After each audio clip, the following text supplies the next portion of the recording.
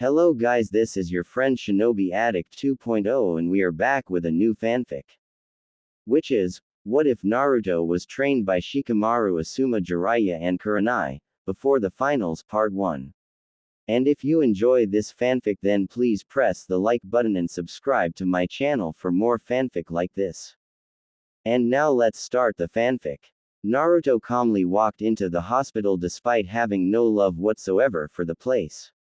It wasn't that the doctors didn't do their job whenever he was here or even the indifference they usually showed him, it was the smell and feel of the place. It reeked of disinfectant and death while feeling like several people were still there even after their bodies passed. Shaking those thoughts away, Naruto entered and was only mildly surprised to see his supposed teacher, Kakashi Hatake, there. Already guessing he was there for Naruto's teammate, Sasuke Uchiha, Naruto was merely going to greet him and check on the others. "Hey Kakashi-sensei." Naruto stated before being rudely interrupted by the man. "Sorry Naruto, but I'm going to be training Sasuke during the month. However, I've got an Ebisu to train you," Kakashi stated, not even looking up from his book, which was causing the nurses to twitch their eyes badly. Said instructor came over to the two while giving a nod to Naruto and Naruto merely raised an eyebrow. Yeah, I wasn't going to ask you for training Kakashi. I was just saying hi. As for Ebisu training me, I mean no offense but you're a sensor and tracking specialist and I'm not suited really for either of those. Because of that, I'll have to decline training with you and see about one of the other Jonin or Chunin for training since my so-called teacher couldn't bother to find me someone that suits my way of fighting. Although, do say hi to Konohamaru for me," Naruto stated, making Kakashi frown and Ebisu to nod with a smile before Naruto walked off to the patient rooms. Ebisu merely chuckled, "You're making a mistake not training that boy, Kakashi," Ebisu stated with his chuckle still going. Kakashi merely frowned. "Why? He's got no talent when compared to Sasuke," Kakashi stated, making Ebisu laugh loudly. "No talent? Kakashi, you're more blind than your handicap suggests. Not only does that boy have more energy and chakra than a quarter of our Jonin roster put together, but at the young age of 14 he could do both variants of the Shadow Clone Jutsu flawlessly. Jutsu, I remind you, that he learned by himself with no instruction or supervision.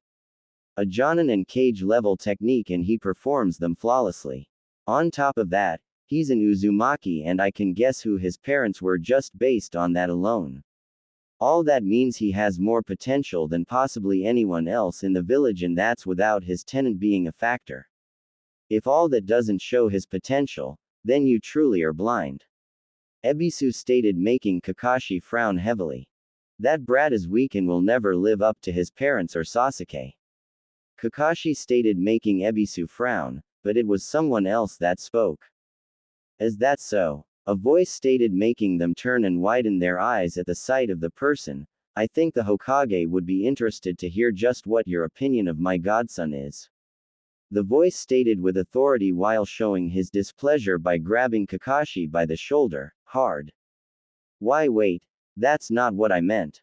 Kakashi tried to plead lamely but the person wasn't having any of it.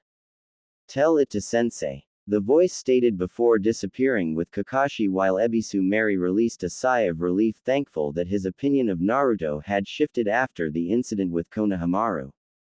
After meeting Naruto, Konohamaru had gotten serious about training and had been progressing well. Granted, there were still times of him skipping out on lessons, but Naruto had helped Ebisu realize that Konohamaru had the right to enjoy his childhood before he was forced to grow up when he became a ninja. Ebisu would be a bit relaxed for now, but when the boy became Genin then he was going to become a teacher that would help mold Konohamaru into being a Hokage that surpassed his grandfather. Maybe Naruto would be both of those two. Training Ground 3. Later on, Naruto was doing some simple stretches while waiting for someone. After visiting a sleeping Hinata, a stubborn Lee, and a happily eating Choji in the hospital, Naruto was approached by an Anbu informing him that someone approached the Hokage about training him for the month and to meet him at this training field. So now here he was waiting and hoping the person in question wasn't going to be a lazy like Kakashi was. He got his answer as a man walked in looking like a kabuki performer and the kanji for oil on his head plate. The man merely walked up to Naruto and stared down at him, looking him over. Well, you're nothing overly impressive at first glance, but neither was my last student. The man stated, making Naruto's eye twitch. I'm Jiraiya of the 3 Sannin. I'll be training you for the month, and depending on how you do in the exams, I may become your permanent teacher. The now named Jiraiya stated, making Naruto blink. No offense, but are you a more offense-oriented fighter? I'm not really a huge tactician, defensive, or outmaneuver kind of fighter. My policy has always been a good offense is more useful than a good defense. Oh, and if you know anything about seals, could you check my seal? Your former snake teammate did something to it. Naruto stated, since he didn't want his or Jiraiya's time wasted if Jiraiya's skillsets weren't going to match up to Naruto's style, and he wanted to remove whatever the snake did since his control felt out of whack. Jiraiya frowned and examined his seal before he cursed and quickly undid the overlapping seal, causing Naruto to launch back and tumble. Son of a bitch. I'm gonna kick you gray-haired bastard. Naruto shouted as he got up, only to pause at the face of Jiraiya, struggling to hold back some laughs. Not being able to take it anymore, Jiraiya released a loud rumbling laugh before patting Naruto's head. Oh kid, you remind me of your parents. Jiraiya stayed, making Naruto's eyes widen, but Jiraiya held a hand up to stop him from asking. Yes kid, I knew your parents and I'm sad to confirm that they are dead. Before you ask, I can't tell you about them, not because I don't want to, but because they left strict orders not to tell you till specific times. Jiraiya states, making Naruto stop whatever he was about to ask. Your mother is a secret till you are Chunin, and your father is a secret till your Jonin are deemed strong enough to handle things. Both of them were feared and respected shinobi, so with them gone there was too much of a chance of someone trying to kill you, so you couldn't become as strong as them, or kidnapping you to mold into their weapon. Jiraiya explained, making Naruto both happy and saddened. He was happy since his parents were such badasses and they didn't abandon him like a drunk asshole had insinuated. He was sad because not only was it confirmed they were dead, but he had to wait even longer to learn who they are. How come you know so much? Naruto asked, and Jiraiya smiled sadly before kneeling down in front of him. Because I'm your godfather. Jiraiya stated, making him widen his eyes. I know I didn't see you kid, but it was truly because I didn't have time to stop in and see you. I was in the village 5 minutes and then I was out again taking care of missions and duties to the village. However, I always left you gifts for your birthday and put money into your account whenever I stopped in. Jiraiya stated, patting his head while smiling sadly, and Naruto nodded with some tears in his eyes. Jiraiya then stood as Naruto wipes his eyes. Now, I want to make up for lost time and give you the training that Kakashi has obviously been neglecting. Jiraiya stated, making Naruto nod with a few tears in his eyes still. Alright, first we're going to go over everything Kakashi has trained you in, and then I'm going to give you a field test to fully see what you're competent in and what you need to work on the most. Jiraiya stated, and Naruto frowned. The only thing he's taught me is teamwork and the tree exercise. Even then the tree exercise was just him showing it once and then leaving me and Sasuke to keep trying it. Naruto stated, and Jiraiya had to fight back a scowl upon his face since Kakashi has been a sensei for almost 9 months and that was all he taught Naruto. The Cyclops was lucky Jiraiya didn't send him to the hospital like Tsunade used to do him. Kakashi was lucky since the Hokage had set things up with a simple matter. If Sasuke didn't perform better than Naruto did in the finals, since if Kakashi was right then even with Jiraiya's help Naruto should fail, then Kakashi was going to be in deep shit. I see, I'll deal with that later, but for now let's see what you've got. Jiraiya stated as Naruto nodded and got ready. 2 hours later, Naruto was panting slightly as Jiraiya had put him through the ringer in a variety of tests and exercises to see where he stood on different things. Meanwhile, Jiraiya still looked fresh as a daisy even though his clothes did have some tears and scorch marks, but that was from the proverbial gauntlet Naruto put him through when he trapped an area with everything he had. Jiraiya had to admit, the kid had a devious mind when it came to traps, but then add in his stealth and overall brute strength and the kid could give seasoned Anbu some trouble. He idly mused about signing Naruto up for the village defense force since the kid could make the enemy really pay the price for trying to get into the village. Add in the kid's stealth, no doubt from him constantly running around in Kill Me Orange and successfully hiding from non-censor types, meant he could be great for assassination and espionage. He almost wished Tsunade was still in the village since Naruto's raw brute strength could be vastly improved by her monster strength technique. Shaking those thoughts away for another time, he looked at his new student. All right, meet me here tomorrow to learn your training regimen and get to work on improving what you have already. If you want something to do today, I want you to do the tree walking exercise until you absolutely can't anymore. That should help get your chakra back into sync and increase your control, which will help you learn and master new jutsu. Jiraiya stated, making Naruto nod. Jiraiya then left the area and went to the Hokage Tower where he found his former teacher, Hiruzen Sarutobi, sitting there finishing some paperwork. Kakashi was talking out of his, "Kid's got more potential than I've seen in years. Hell, he could put Minato and Kushina to shame if trained properly and given a chance to really shine. And that's not even counting the Kyuubi if he decided to use it." Jiraiya stated, and Hiruzen nodded while taking a puff from his pipe. "If what you told me about that organization is true, it would be wise if he knew how to become deadly without using the Kyuubi.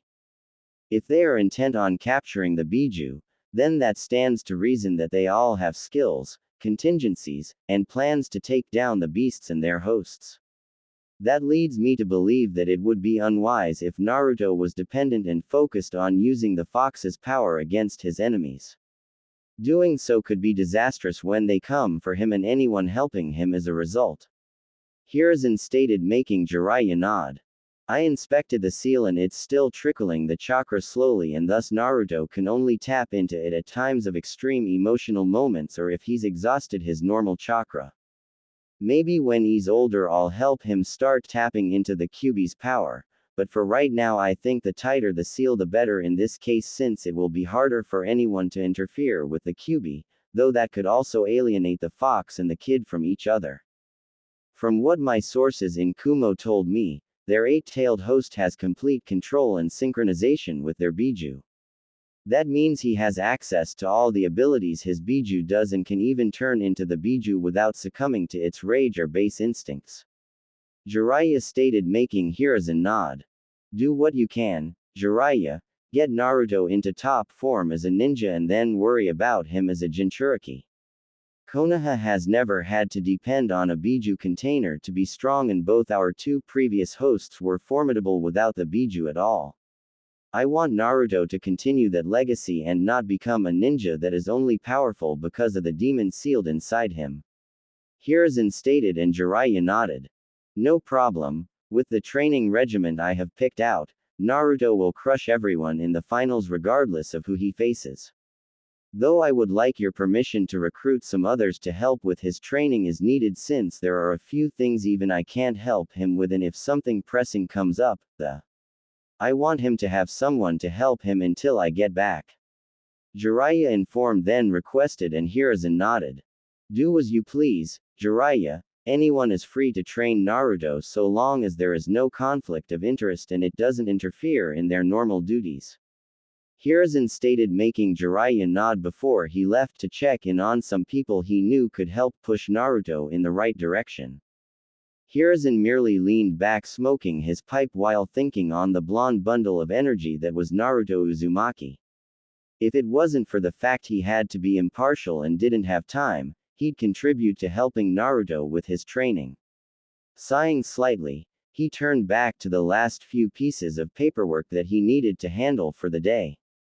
Day 2 of the training month. Naruto stretched at the training ground waiting for his godfather, Sensei, to arrive, and was surprised when he did a few moments later with Kurenai in tow, Ah good, you're here.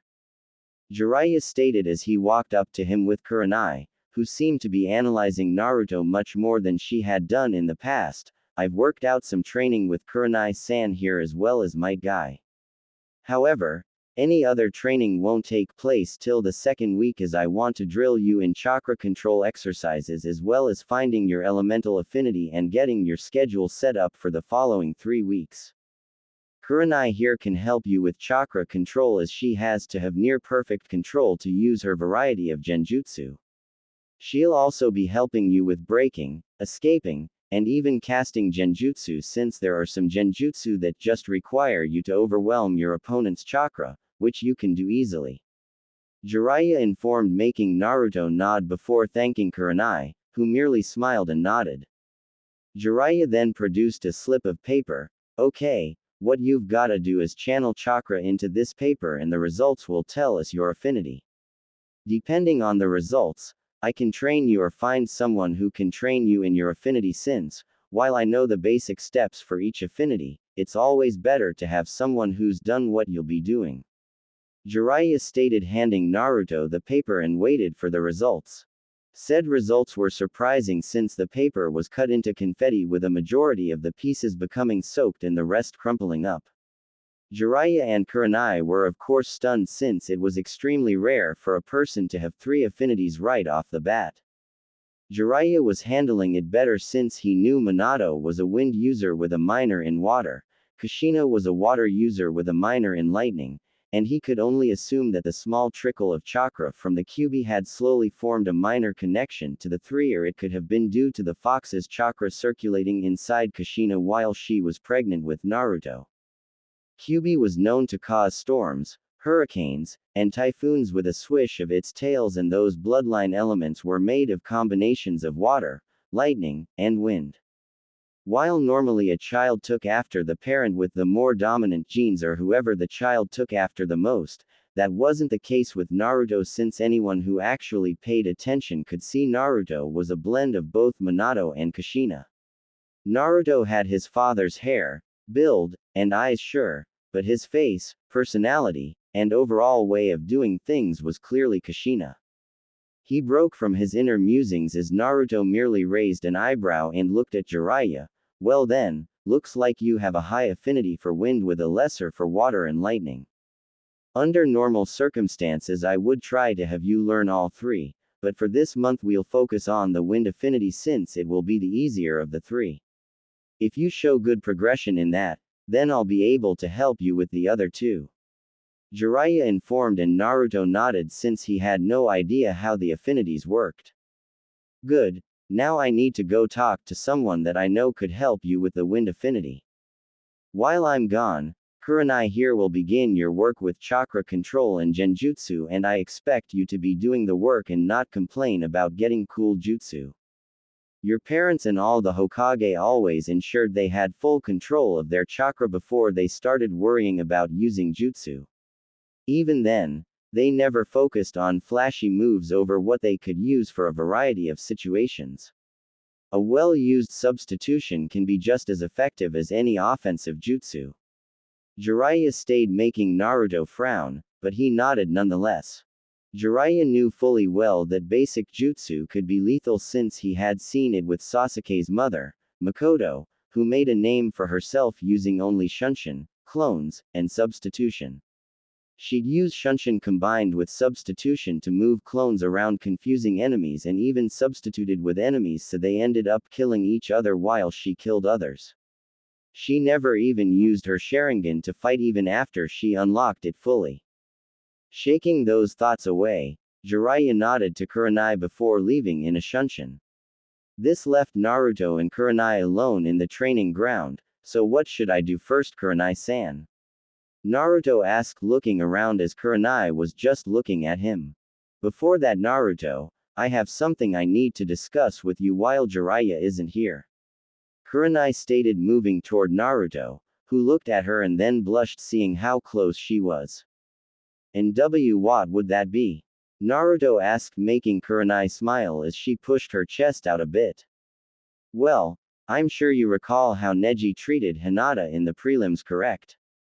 Kurenai asked and then smiled slightly as Naruto stopped blushing and grew both serious and angry. Kurenai continued when he nodded. Well, I happen to care about Hinata as if she was my daughter and I'm pissed at what Neji did. However, there's nothing that can be done due to the rules and vouchers signed at the Forest of Death. Kurenai stated and Naruto nodded. Okay, and what does that have to do with me? Naruto asked and Kurenai smiled. Simple. While I can't do anything, you are not barred from such an action. Kurenai stated, making Naruto raise his eyebrows. Yes, with you as his opponent he can pay, though Hinata still wants to have him forgiven because she loves her family. With Jiraiya and others training you besides myself, your chances of beating Neji are practically guaranteed and you most likely won't break a sweat doing it. Hence why I wish to offer you a deal. Kurenai stated, making Naruto raise an eyebrow. A deal? He asked before Kurenai nodded and stood. Naruto blushed again as she pulled her dress down, revealing her perky and hardened nipples and then up, showing her scarlet thong covered. If you break Neji, and I mean doing everything you can to hurt him short of crippling or killing him, then you can have me. I will sign myself over to you as your servant, slave, concubine, whore, or whatever you want to call it. If you do this for me and hurt Neji for what he did to Hinata and knows never to do it again, then you can have me till the day one of us dies. Kurenai stated, moving her thong to show her pink. That is. Naruto stammered before he slapped himself. I would have done that from the start, you don't have to do this. Naruto stated, making Kurenai smile more. I know, but you would have simply fought him till he lost, but I want you to do more than that. I want you to beat him, hurt him, maim him, and anything else except cripple him or kill him, since I know Hinata will never forgive that.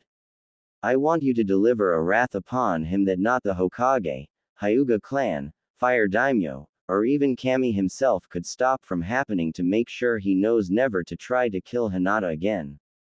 Kurenai stated with passion, anger, and ambition in her voice. Even still, I don't think you need to do this.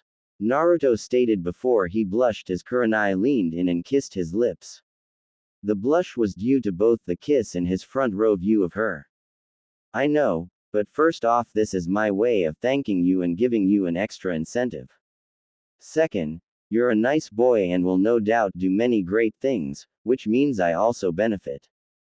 Third, despite what I am offering, you're still resisting the offer, and even just looking at my chest is being avoided by you as you look at my face whenever one of us is speaking. Fourth, you'll also be helping me. She stated, making him raise an eyebrow at the last item. I'm tired of being hounded by dozens of men who just want to sleep with me and then brag about it. Most men don't respect kunoichi and think all we do is sleep with individuals before assassinating them. There's also the fact my apartment complex has been full of pigs, perverts, and assholes, so that's a problem. I'm fully prepared to serve you with my body if it is required, but that's mainly due to the fact I know you won't brag about it to every person willing to listen, you won't try anything if I say no, you're not going to treat me like some toy, and you won't make me sleep like some kind of animal or dress me as a whore to parade around. Kurenai stated, making Naruto blanch at the idea. Hell no. That'd make me no better than that Gato asshole in Wave, and I sure as hell will never become like him. Naruto shouted, making Kurenai smile. Kurenai then stood and covered herself again. So we have an agreement then?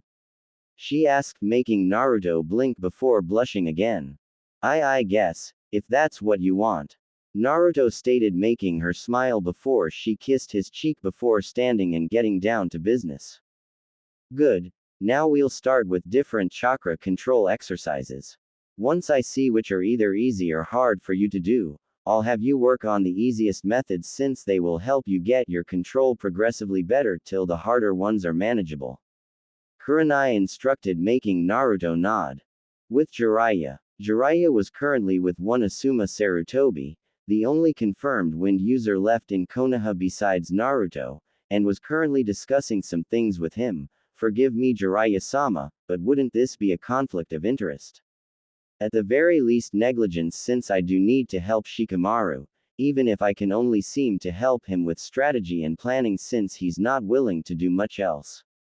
Asuma asked, then added, making Jiraiya shake his head. It's only a conflict of interest if you actively discuss Shikamaru's skills, training, or anything involving what he'd use in the exams, and same goes with Naruto's to Shikamaru. As for negligence, it would do Naruto good to try and learn some strategy by playing Shikamaru. Add in his shadow clones and you could have Shikamaru playing multiple opponents, which would make him have to think even faster and worry about different opponents at once.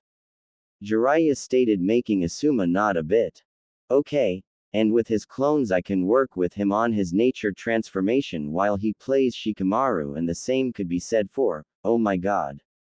Asuma stated before widening his eyes in realization, making Jiraiya nod. The kid can make hundreds of clones without breaking a sweat, and all that memory accumulation means he can build up months if not years of training within this 1 month, especially when he's motivated. Jiraiya stated with a smirk, and Asuma merely shook his head. Damn, kid's gonna be stronger than us all by the time he's 16. Asuma stated, suddenly feeling old, while the two shared a laugh. So we got a deal? Jiraiya asked, and Asuma nodded. A chance to help train possibly the strongest ninja since the time of Madara and Hashirama. Sure. Plus it would do Shikamaru good to play against someone other than me and his father. Asuma stated with a smirk, and Jiraiya nodded.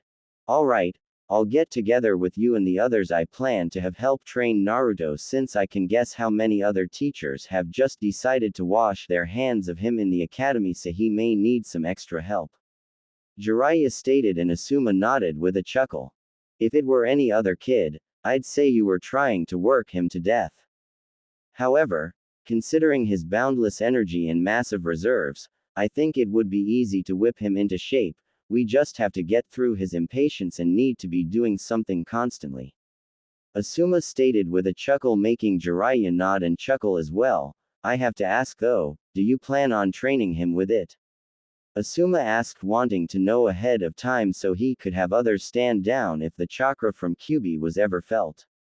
No, aside from the fact he's too inexperienced to truly use it, circumstances have made it clear to both myself and Sensei that it wouldn't be wise. Konoha has never had to rely on Jinchuriki, and we shouldn't start, especially with the fact there are rumors about a group looking to find and possibly collect all the Biju for themselves. This leads Sensei and I to believe they have to have a means or plan for each Biju to bring them down and capture them. Jiraiya stated, knowing Asuma would hear about this sooner or later from Hiruzen, since Asuma was technically an Anbu, he just wasn't given the rank due to the fact he already had a huge reputation after guarding the Fire Daimyo and being Hiruzen's son. Asuma nodded with a frown. That just means I have to train the kid into the ground even harder to make sure his skills are up to par with everything that he'll be facing. Asuma stated, making Jiraiya laugh. He'd probably want that of you regardless. The kid is motivated to train, he just needs the guidance to understand why he needs to be doing the training. Something I'm sure Kakashi neglected entirely. Jiraiya stated before becoming angered at the end, and Asuma frowned. We all warned him, Jiraiya, but he wouldn't listen. He was too obsessed with training Sasuke to care about his other students at times, and he had no faith in Sakura or Naruto's abilities to be ninja. Asuma stated, and Jiraiya nodded. I know, Kakashi has already been handled, and depending on how his two students do in the finals will result in his punishment. Considering what I've been setting up for Naruto, Kakashi will get what is coming to him, and hard. Jiraiya stated in a no-nonsense tone, and Asuma nodded, already guessing how much shit Kakashi will be in when his screw-up is shown. Back with Naruto. Naruto was currently standing upside down on a tree branch with a leaf stuck to his forehead while several clones were spinning multiple leaves on their palms. Another group was water walking, another was running up and down trees, and still another group was spinning kunai on their fingertips. Kurenai knew fully well that shadow clones couldn't be used as effectively for chakra control, or rather she knew that was the belief many had. Because he distributed his chakra evenly, The clones would then work on controlling their smaller amount of chakra, then the combined control would go back to the original, the overall control would increase as time went on. It wasn't as fast as other training could be with shadow clones, but it was still faster than doing the exercises normally. If nothing else, his skill doing the exercise would increase, thus allowing him to use the exercises easier. If he could use the exercises easier, then he could maintain his control better and begin reigning in all that chakra he had. In another hour, Kurenai planned to have him try some different genjutsu to see what his level of control fully was and then go from there. She broke from her musings as Jiraiya returned. "How's he doing?" Jiraiya asked, seeing the different clones doing exercises. "Better. He struggled with a couple, but he had water walking down on his first try. The kunai spinning is also going better, while I increased the difficulty of the leaf spinning and then combined the leaf sticking and tree climbing exercises for him," Kurenai stated, making Jiraiya nod, since if this was kept up then he'd have enough control to handle the Rasengan and other jutsu easily before the month was out. "Good. I'll leave him with you today to keep this up along with any genjutsu training you think he's ready for. I need to get some supplies and some information that I can use to help him both in his physical training and with his chakra control. I don't know how long it will take, but it shouldn't be any longer than a good portion of today," Jiraiya stated, and Kurenai nodded. "I'm not working with Shino on anything until next week, since he wants to get better control of his bugs by learning with his father and clan. Even then we are only working on helping his bugs be better immune to genjutsu and me helping him achieve better chakra control," Kurenai stated, while Jiraiya held back a frown, since from what he was hearing, many of the clan heirs only knew their clan techniques and knew nothing outside of it. If another war broke out, then they'd get slaughtered, since numerous shinobi had found ways to counteract the skills each clan possessed and kill said clan members. Hopefully them seeing Naruto's soon-to-be wide arsenal of skills would motivate them to branch out. Day 3 of training. Naruto stood in front of Jiraiya again, only this time without his jacket and shirt, while more of his clones were doing the chakra exercises.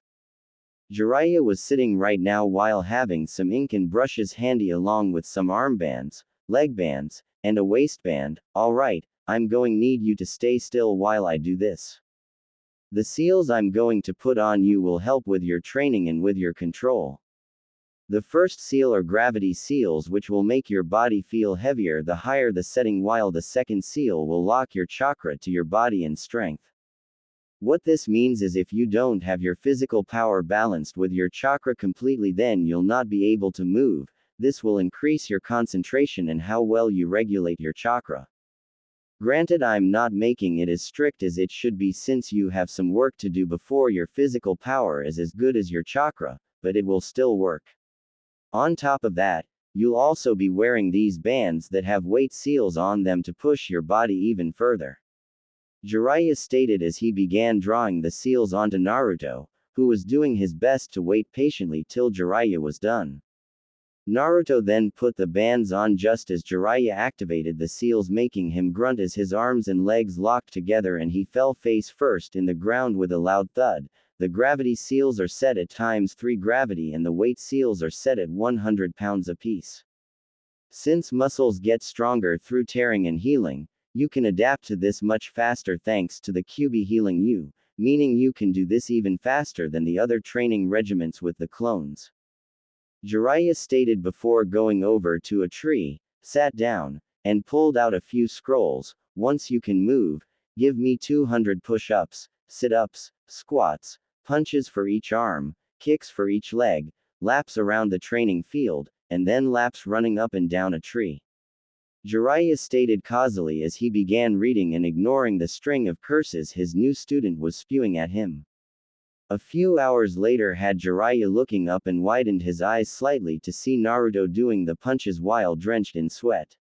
He also noticed a couple bottles of water empty beside him and was glad his student wasn't so hard-headed that he ignored his body's needs. Jiraiya mused that if he could get the physical items done by lunch, then he'd treat the kid to ramen even if it would probably break his wallet. Sure, Naruto needed to eat other things, but if he was going to put this much effort and hard work into training, then Jiraiya could let the kid have his favorite food, even if it wasn't as healthy as it could be.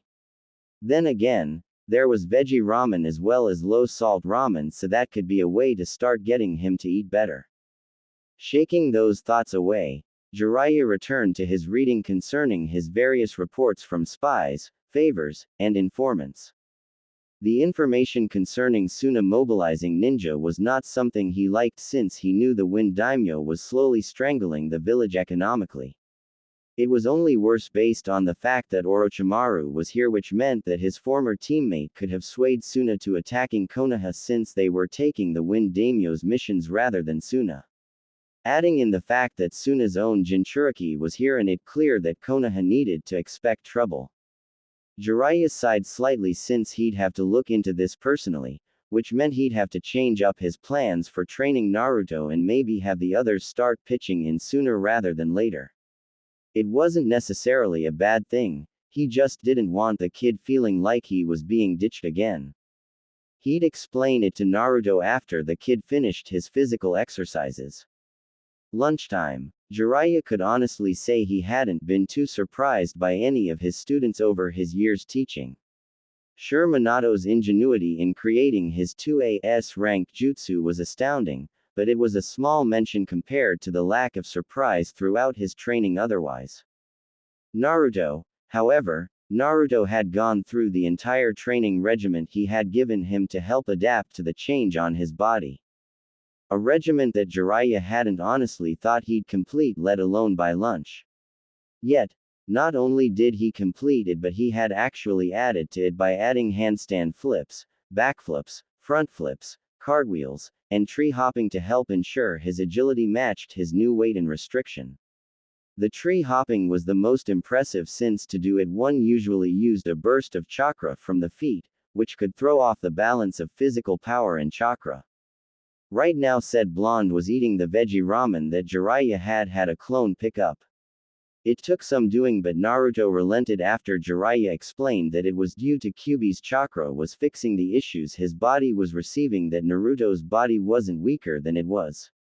This in turn slowed down any healing he would have received when in combat, and eventually his body would have built up a tolerance, and then his body would feel the aftereffects. He also played to his ego with the fact that the fourth Hokage always talked about eating properly to keep in shape and ensure they were in top fighting condition. Of course, as soon as Naruto started eating it, he found he actually enjoyed it. He still liked pork ramen more, which Jiraiya could understand. Jiraiya had told him he didn't have to give up ramen entirely, he just shouldn't eat it for every meal, otherwise he risked his health, and at the very least he needed to add fruit and vegetables when eating ramen. However, now came the discussion of Jiraiya having to leave for a few days. Naruto, some things have come up and I'm going to have leave for a few days. Jiraiya stated before holding his hands up when Naruto was about to protest. I'm not ditching you. Kurenai and some other people I've talked to are going to cycle through teaching you as it's needed, and it will all go through the Hokage. Each day you'll go to his office and he'll have the individual in charge for that day take you to train until I come back, and then I'll join the cycle again. I wouldn't leave if it wasn't urgent and vital for the village, Naruto. I may have my own quirks and laziness, but never when it came to training students. Jiraiya explained and defended, making Naruto pause before finally nodding. Good. Now I've asked the Hokage to oversee you meeting your different teachers each day, as well as who you will see if one is indisposed for whatever reason. Jiraiya stated, making Naruto nod before Jiraiya grew serious. Now, I don't want to hear one word about you giving any teacher I've prepared a hard time. They all know what they are doing, but if it feels ridiculous at any point, ask the Hokage about it so he can confirm if it's actually helping or not. Jiraiya stated, making Naruto nod before the two continued eating. Day 4. Hokage Tower. Naruto was sitting in the Hokage's office waiting for his first instructor to come and get him. As he waited, he was idly talking with Hiruzen, who was doing paperwork at a relaxed pace. Jiraiya had left early that morning and left Naruto a note telling him that if he did well while he was away, then Jiraiya would have a surprise for him when he got back. Naruto didn't really need the motivation since he planned to put everything into the training he'd be getting. He just hoped it was actual training and not just busy work. He broke from his thoughts as the door was knocked on before Hiruzen gave permission to enter and Ibiki Morino entered. Naruto blinked owlishly, wondering just what kind of training he was going to get. Ah, Ibiki, good, you're on time. Naruto, Ibiki will be training you in some various items including reading an opponent, getting into their head, increasing your knowledge base, and some other things to make you a more competent shinobi. Hiruzen stated, knowing Ibiki could also help Naruto heal a bit from the emotional and mental wounds the village had inflicted on him over the years. Ibiki merely looked at Naruto, who only looked back with no fear or trepidation, just curiosity.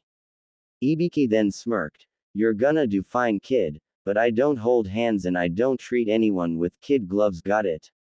Ibiki stated before all but growling at the end and respected the fire in the blonde's eyes, showing he was ready to learn and break himself to do it. Yes sir. Mr. Ibiki sir.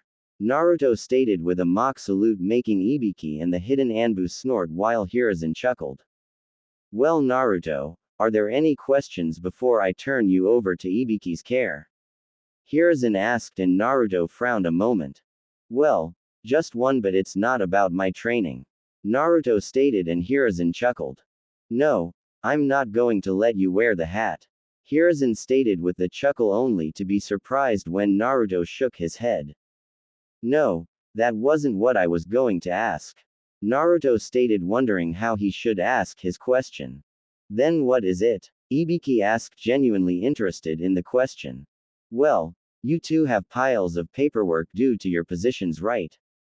Naruto asked and they nodded. Well, my question is, why don't you guys ever use shadow clones or elemental clones to help you do it? You guys could get hours worth of paperwork done in minutes. Naruto stated, making the two just look at him with a dead silence in the room. Even the Anbu were beyond their normal silence. Naruto was getting worried he said something wrong when he was engulfed in a hug by Hiruzen, who was crying, "Thank you." Hiruzen shouted in happiness while Ibiki was banging his head against a wall, calling himself a moron. Naruto was almost certain the Anbu were doing the same thing too. Naruto was a little disturbed at the fact the Hokage was hugging him and crying tears of happiness while doing so. Luckily he didn't have to dwell on it much because Ibiki spoke up. Yes, well, I'll be taking him now, Hokage-sama. Ibiki stated before leading Naruto outside the office. Hiruzen sat down and had a grin on his face as he made a few clones and chuckled as he idly heard Ibiki asking Naruto if he could teach him the shadow clone jutsu, both for paperwork and for possible interrogation methods. Hiruzen merely chuckled. Still in his early life and already he's smarter than every Kage that's existed and even the Nara clan members. I can only imagine what he'll be like when older and receiving proper training and guidance. Hiruzen and his clones chuckled at the thought before dividing the piles of paperwork up, making the stacks much more manageable. The Anbu were also wondering if the kid or Hokage could possibly teach them the shadow clone jutsu, since not only would missions be easier, but the reports would be easier to write too. With Naruto, Ibiki took him to the local shinobi library and began grabbing books from various shelves on various subjects including nature transformation, basic field medicine, plants used for medicine and poison, psychiatry, psychology, nerves in the human body, and more. Ibiki knew he couldn't add much to Naruto's training till he got some things ready, so he decided to use his first day as a foundation building. He could get the groundwork for his future lessons and the others' lessons to make it easier to build up his training regiment. By the end of it, he had close to 100 books and set them down on a desk before putting Naruto at it. Now, I want you to read every single one of these books. I don't care if you use shadow clones or not, but I want you to read these and then I'm going to quiz you on them. If you fail, you'll have to read them all over again and again until you pass. Ibiki stated having been informed that Kurenai told Naruto about the shadow clones transferring memories when they dispersed and helping with training.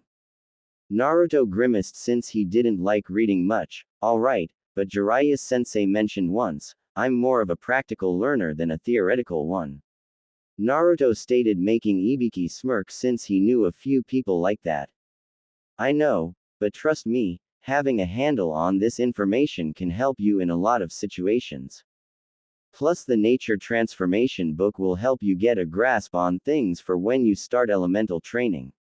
My old teammates were the same way with learning, and it took some time, but they started becoming more into reading books if for no other reason than it gave them ideas for new attacks and methods of fighting.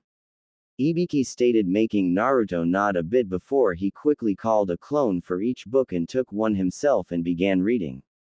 Ibiki was about to go look up some old report books since he wanted to check some information on a few places and people, but paused as a thought occurred to him. Naruto, don't dispel all your clones at once. The backlash of information will either cause you to pass out or at the least give you a serious migraine. Ibiki stated, making the Naruto's nod before Ibiki went looking for the items he wanted. Hours later, Ibiki had been patient with Naruto, knowing that when dealing with an impatient person, being impatient was not the way to go. He had done well the first quiz in that he got 12 questions right before he had to read again. By the end of it, Naruto only had to read the books 3 times before he got through the quiz completely. It was actually impressive since most would need to read all those books 4 or even 5 times before they could get through half the questions. He was also pleased to see Naruto sent a few clones to look for more books to read while Naruto himself stayed with Ibiki. Alright, you've got a grasp of the different basic knowledges and some of the advanced, now it's time for some practical work. Ibiki stated before he produced a stack of 5 folders. These are reports and analyses on 5 different ninja within the village that I know for a fact that you've met. Ibiki stated, and Naruto frowned. But just because I've met them doesn't mean I know them well enough to know who this is. Naruto stated, and Ibiki smirked. Tough. In the field you can't get to know your opponents through talking casually and the like, you'll have to analyze their behavior, speech patterns, actions, and anything else you can see, hear, feel, and so on. At the best of times we can have a basic profile of an enemy and you will have to go off of that alone, such as any entries in the bingo books. Being able to get inside your opponent's head, knowing what they will do before even they do, being able to essentially control your opponent by making them act how you want them to, all of this can be used to your advantage. Ibiki stated, and Naruto nodded slowly. Good. Now, your job is to read through and see if you can decipher who each one is and then defend your choice against me. I will do everything I can to convince you that you're wrong, even if I know for a fact that you are right. You have to get the argument in your favor and stay there. Ibiki stated, and Naruto nodded before taking one of the folders and began reading it. Subject exhibits a wild personality to cover pain from a betrayal.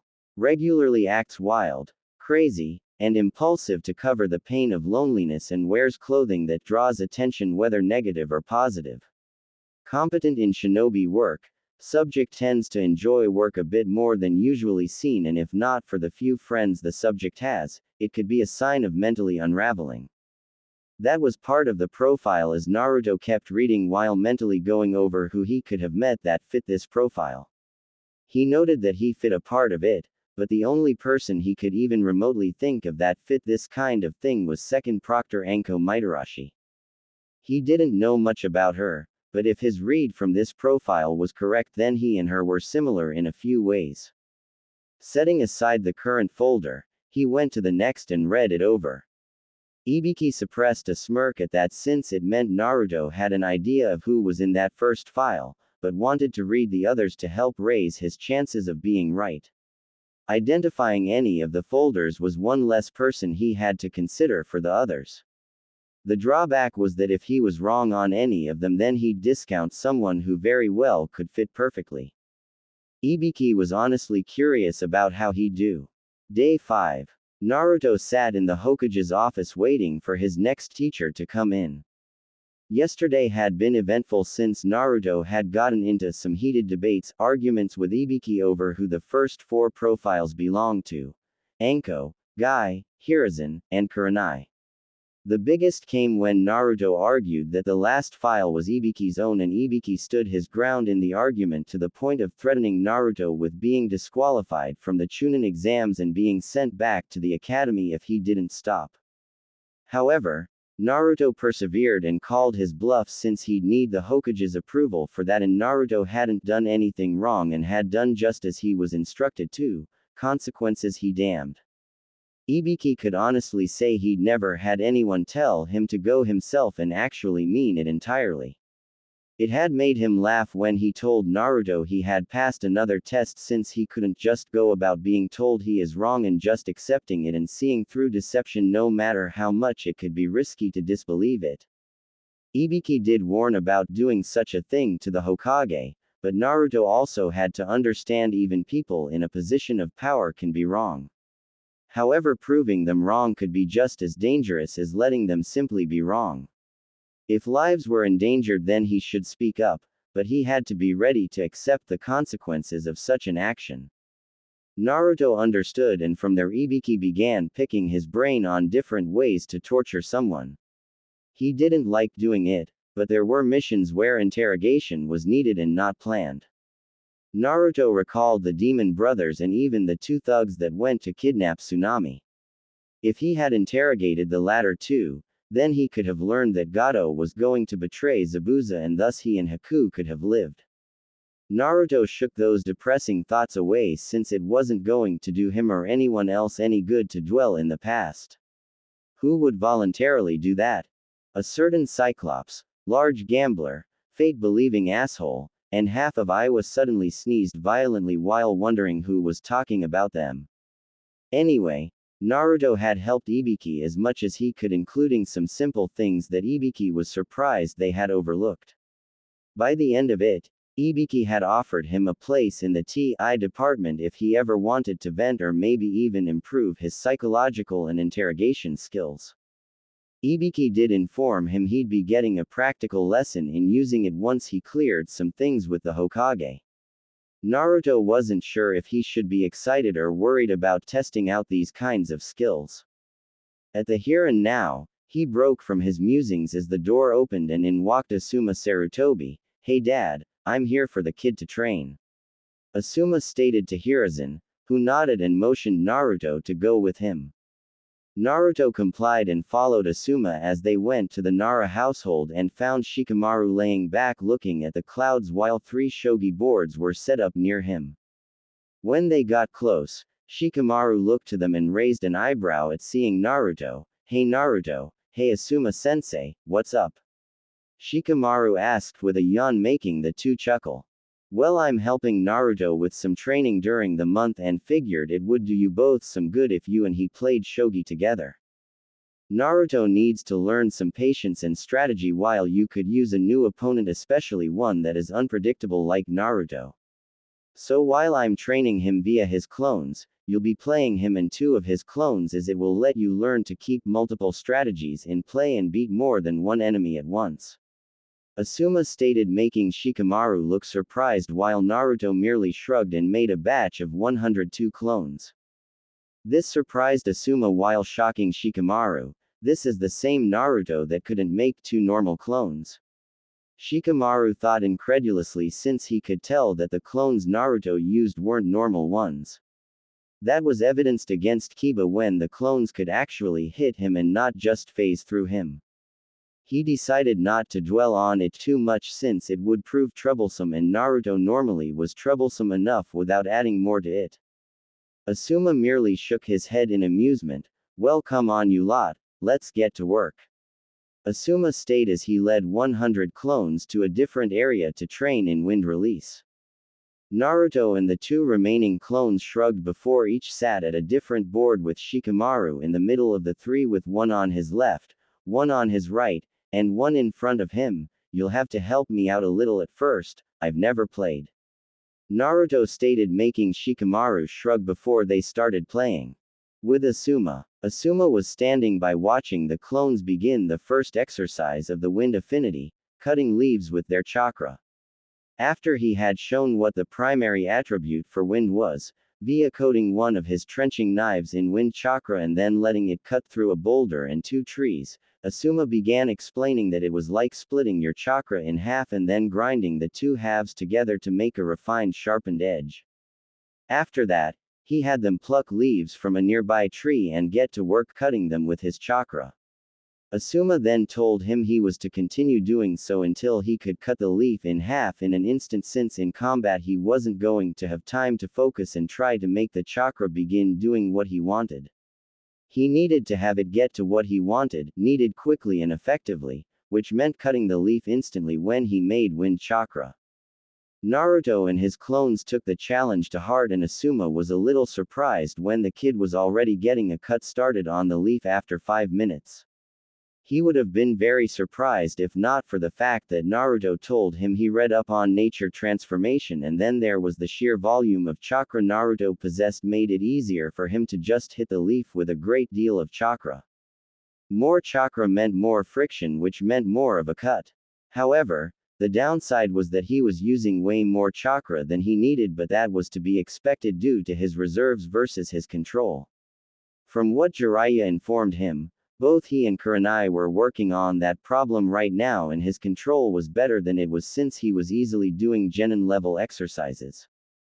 The reason for that being a sign of progress is because genin exercises were designed for small reserves while the higher level ones were for larger pools of chakra or to add even further refinement. Naruto could do the Jonin and Anbu exercises due to his astounding reserves, thus a genin level 1 was like trying to direct a raging torrent of water with a pebble. The added benefit of the nature exercises was that they were a form of chakra exercises in themselves.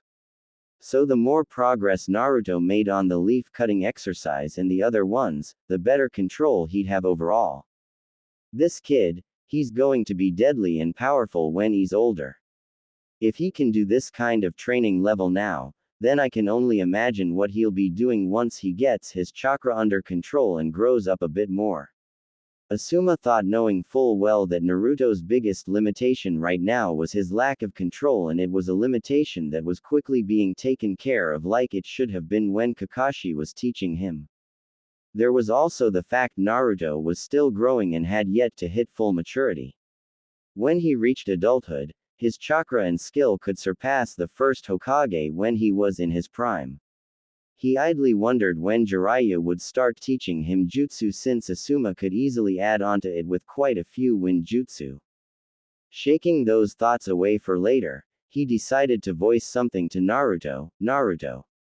He called, making the 100 blondes look at him. When you've each cut a leaf, come to me and wait for permission before dispelling.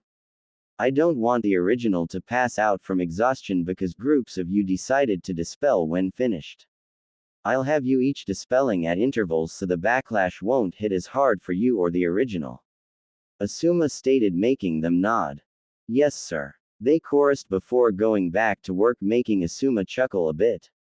He idly wondered how Shikamaru was doing with Naruto.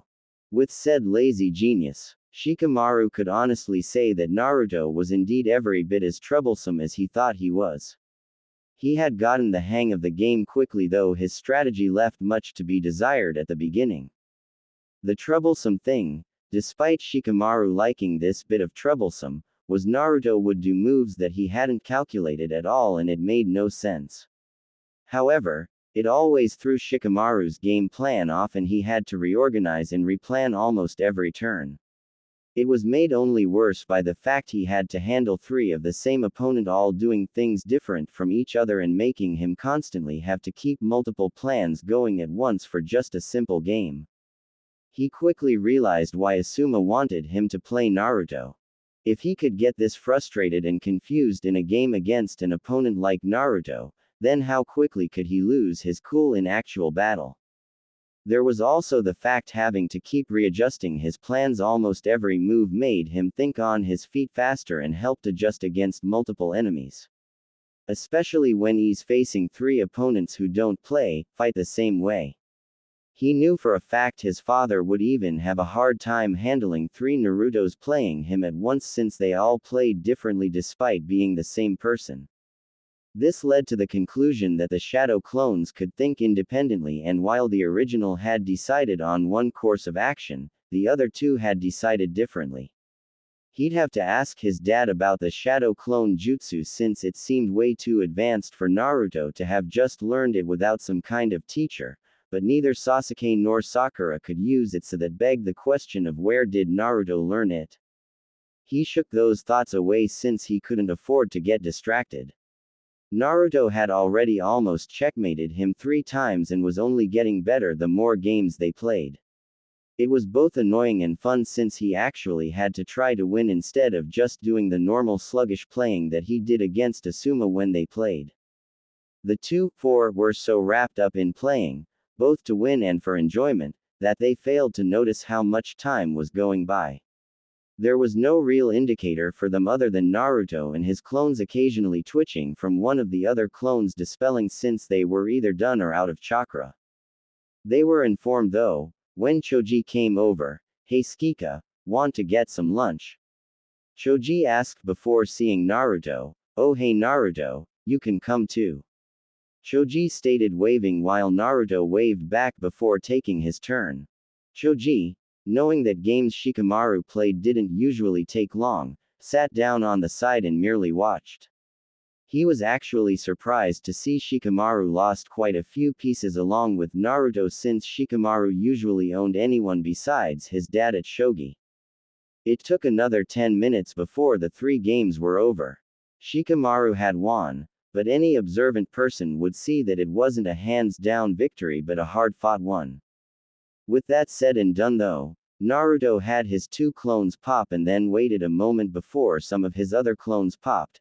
"Asuma will be here in a minute, he's just managing my clones into groups to dispel before coming here," Naruto stated, making Shikamaru shrug and Choji to be confused. "Asuma's helping me with some training for the month, so I sent a batch of clones with him to train while I played Shikamaru," Naruto elaborated, making Choji blink.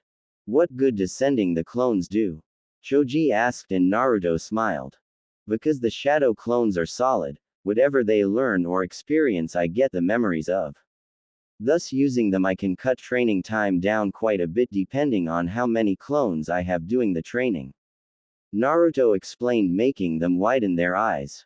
"Wow, that sounds handy. Do you think you could teach me?"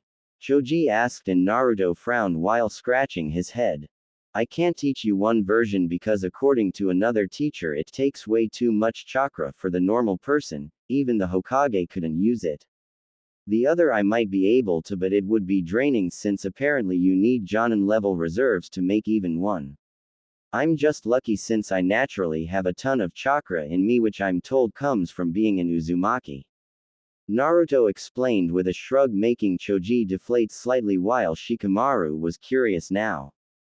How can someone still in their teens have that much chakra? If it takes Jonin reserves to make one and Naruto can easily make more than 100, he'd have to have more chakra than a good portion of the Konoha shinobi roster put together, Shikamaru thought before Asuma entered the clearing. "So let me guess, barbecue," Asuma stated and chuckled when Choji gave him a look that said, "Of course." As if it could be anything else. "Hey Asuma, do you think Choji could learn the basic shadow clone jutsu? I was telling them why I sent clones off to train with you and Choji seemed interested," Naruto asked then explained as they walked to one of the better Akamaiki restaurants. Asuma frowned. "Unfortunately, no, he can't right now. His reserves aren't high enough yet and making one could cause him to pass out along with the clone," Asuma stated, making Choji slump his head in defeat. "Choji, you need to find a training method that helps you and not the one that helps Naruto. While I'll admit, using shadow clones to train can be useful, if you can't make enough of them to really matter then you're just tiring yourself out." What Naruto may have forgotten to mention or you failed to realize is that all the exhaustion, stress, pain, hunger, thirst, and other negative things get sent back to the user as well. Naruto can take it better since he has stamina and endurance in spades since as you've seen he can outlast and outrun Anbu when needed.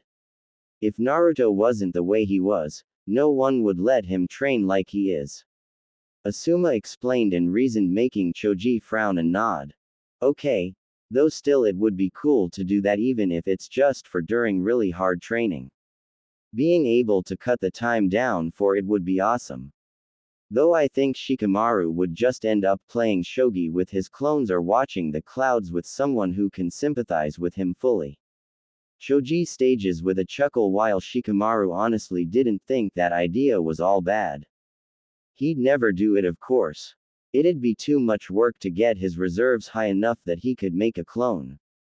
Arriving at the restaurant, the four saw Ino already at a table relaxing and raised her eyebrow at seeing Naruto. Naruto. What are you doing here? Shouldn't you be with your own sensei and teammates?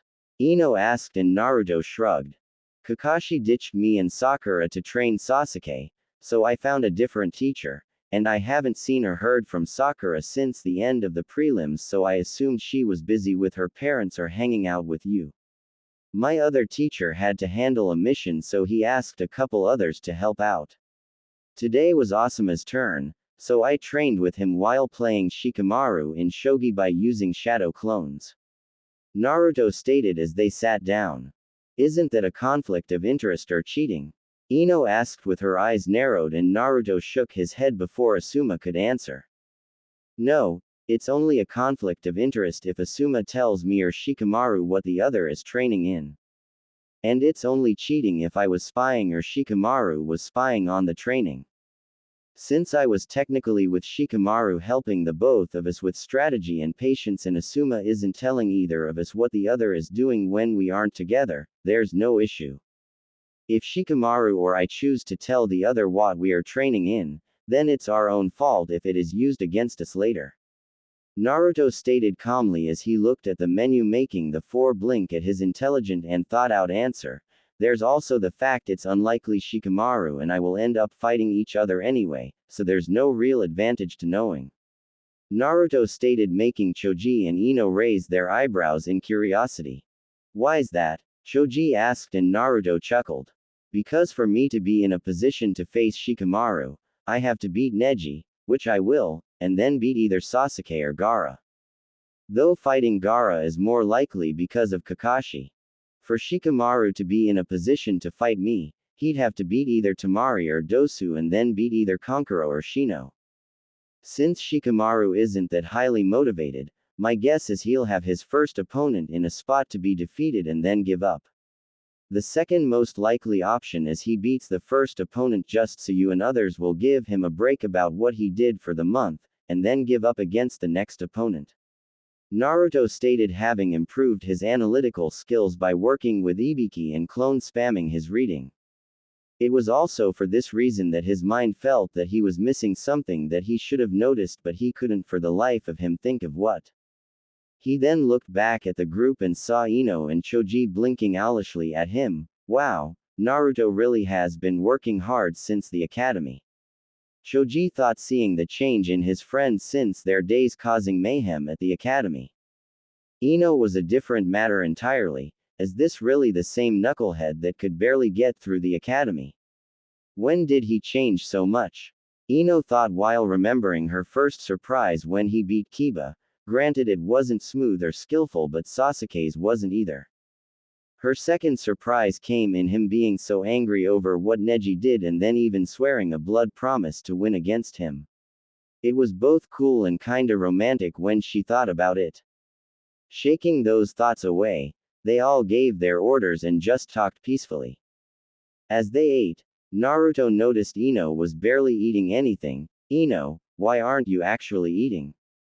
Naruto asked curiously, since both Jiraiya and the health books he read stated you needed a steady amount of food and nutrients to stay healthy and train. The males groaned slightly. Don't bother Naruto, we've all tried to talk her into eating more and she won't listen. Asuma stated, making Ino puff her cheeks out and glare. Well Naruto, I'm on a diet to lose some weight. She stated, only for Naruto to look at her in confusion. Why? You're not fat at all and you can't get much skinnier without harming your body and taking away from how pretty you look now. Naruto stated while making Ino blush a bit at the unintentional compliment. You need to eat and keep your strength up in order to train, since not eating takes away your stamina and will make your body start eating your muscle to keep the nutrient levels up. That can in turn make you vulnerable in a fight and cost you or a teammate their life. If you're worried about gaining weight, then just balance it with hard work training so you'll gain muscle instead of fat. Naruto stated, since it was the truth. I don't want to get bulky or fat though. Ino protested and Naruto raised an eyebrow. Have you seen any kunoichi that are bulky or fat? Naruto asked and Ino opened her mouth before closing, since she really didn't see any kunoichi like that. Actually, all the kunoichi she had seen all had bodies she'd kill for and assets that would make any guy's head turn. Plus they had skill and power to back up their womanly bodies instead of being scrawny or uptight like several civilian women were. See, if you're that worried about it, then why don't you ask some of the veteran kunoichi how they balance food and training? Like Kurenai Yuhi, Anko Mitarashi, or even your own mother. Then you'll have someone to give you advice and help you stay in shape without starving yourself. Naruto stated, making the other three males blink, wondering why the hell they hadn't tried that argument. Ino frowned in thought for a few minutes before she nodded. Alright, I'll do that. Thanks, Naruto, she stated with a smile, which Naruto returned. Asuma merely smiled and shook his head. That kid does it again. Changes someone without fully realizing what he's done. And if my eyes aren't fooling me, I think my blonde student just gained a bit of a crush on my temporary student. Asuma thought while noticing Ino still having a bit of the blush Naruto caused earlier on her face. Asuma could only hope that Ino would take her training seriously now and not be at risk when they took harder missions in the future. Day 6. Naruto was once again within the Hokage office, only this time he had arrived even earlier than the previous 2 days. The reason why was because Hiruzen decided to do something to help Naruto by teaching him politics, economics, diplomacy, and some of the school subjects that Naruto was lacking in. He made a mental note to have a little sit down with the different teachers of the academy. There was a strict policy of just letting a child go through the academy knowing they were struggling with some subjects and then doing nothing to correct it. He knew the head of the academy didn't have an issue with Naruto. The woman had been there a long time, including when the academy once taught the basics of sealing, so she knew fully well the difference between the item sealed and the item holding said seal. Hiruzen had had many meetings where the head had showed various complaints that Hiruzen had to put down from teachers and parents wanting Naruto banned from the academy or at least from being a ninja. It was both infuriating and saddening. The sad part being there were so many stupid people in the village. Anyway, Hiruzen was doing this since, thanks to Naruto's revelation about getting through paperwork, Hiruzen was more relaxed and had more free time. One would think he'd be spending time with Konohamaru, but the boy had started the academy and Hiruzen wasn't going to get in the way of that despite the temptation being there. He wasn't worried about Kono's status getting him any favors or pulled punches, since he was sure the teachers knew better. Especially since he made it clear to all the instructors that if they showed favoritism towards Kono in any way, then there would be hell to pay. Back to the point though, Hiruzen could do this since it wasn't showing favoritism, as Naruto wouldn't be using these skills in the finals, so there was no unfair advantage. Even if someone complained, Hiruzen could simply write it off as payment for a service Naruto performed for the Hokage and the village. It also reminded him that he had yet to pay Naruto for that unofficial mission in regards to him not only saving Iruka's life, but also protecting the Forbidden Scroll and capturing a traitor. Even if he wasn't technically a shinobi yet, Naruto had performed 3 services for the village, with 2 being of critical importance. He'd think of some way to repay Naruto later, since it was almost time for his next teacher to show up. Naruto, your next teacher will be here soon, so make a batch of clones that can stay here and keep learning while you go train. Hiruzen stated, knowing that Naruto's talent with shadow clones meant he could do multiple trainings at once. Naruto nodded and made 3 clones for each set of work before sitting and relaxing until the door opened. Standing there was Might Guy in his usual attire and his smile. "Ah, Naruto-kun, you're here already. Excellent. You're blazing with flames of youth," Guy stated before exclaiming loud enough that the windows rattled. Yeah, sure. I take it you're helping me with speed and taijutsu?" Naruto asked, making Guy nod with his nice guy pose. "That's right. If I can't help get you into shape within the month, then I shall run around Konoha on my hands for 500 laps. Guy stated with his pose still in place. "Whatever motivates you and makes you stronger, Guy-sensei," Naruto stated, making Guy smile further, if possible, before he led Naruto to the training ground he picked for this. Hiruzen merely watched them go with a foreboding feeling about him. One of the clones saw it and spoke. "Don't worry, Gramps, Guy already promised Jiraiya-sensei that he wouldn't try to put boss in a green spandex suit like him and Lee." The clone stayed, making Hiruzen sigh in relief before he turned to helping the clones. Training Field 52. Guy stood across from Naruto, who decided to forego his jacket since it wouldn't be helpful right now, and looked at him intently. "Alright, now do you have a preference for taijutsu or have learned any taijutsu styles?" Guy asked, and Naruto shook his head, making Guy frown. "I see. Well, the benefit of that is you can learn one style easily since there will be no conflicting stances in your mind." Guy stayed, making Naruto sigh in relief since he thought it was going to be a big problem. "Alright, since Lee and I specialize in the strong fist style, it would be best not to have you learn that right now, as it would put you at a disadvantage against Neji. He's seen myself and Lee training and using it too many times for it to be fully effective." Guy stated, knowing there was nothing wrong about stating an obvious fact like that. "With that in mind, you and I are going to have a spar so I can get a feel for your preferred fighting style and then help you from there," Guy stated, making Naruto nod before taking his own form of ready stance. Later, Guy could honestly say he had never been as out of breath as he was right now. What Naruto lacked in precision, speed, and technique, he made up for with a lot in raw power, determination, and stamina. Not even Lee had as much raw strength and determination when fighting, and that was saying something. Guy knew fully well that Naruto was wearing weights and gravity seals, but still, the way he fought with everything he had and kept going after being knocked down or away was something else. As for the style to train him in, Guy was definitely training him in the strong fist at some point. While the different lotus techniques were probably not going to work for him, the basic style of fighting would fit him perfect, especially with his speed increasing steadily.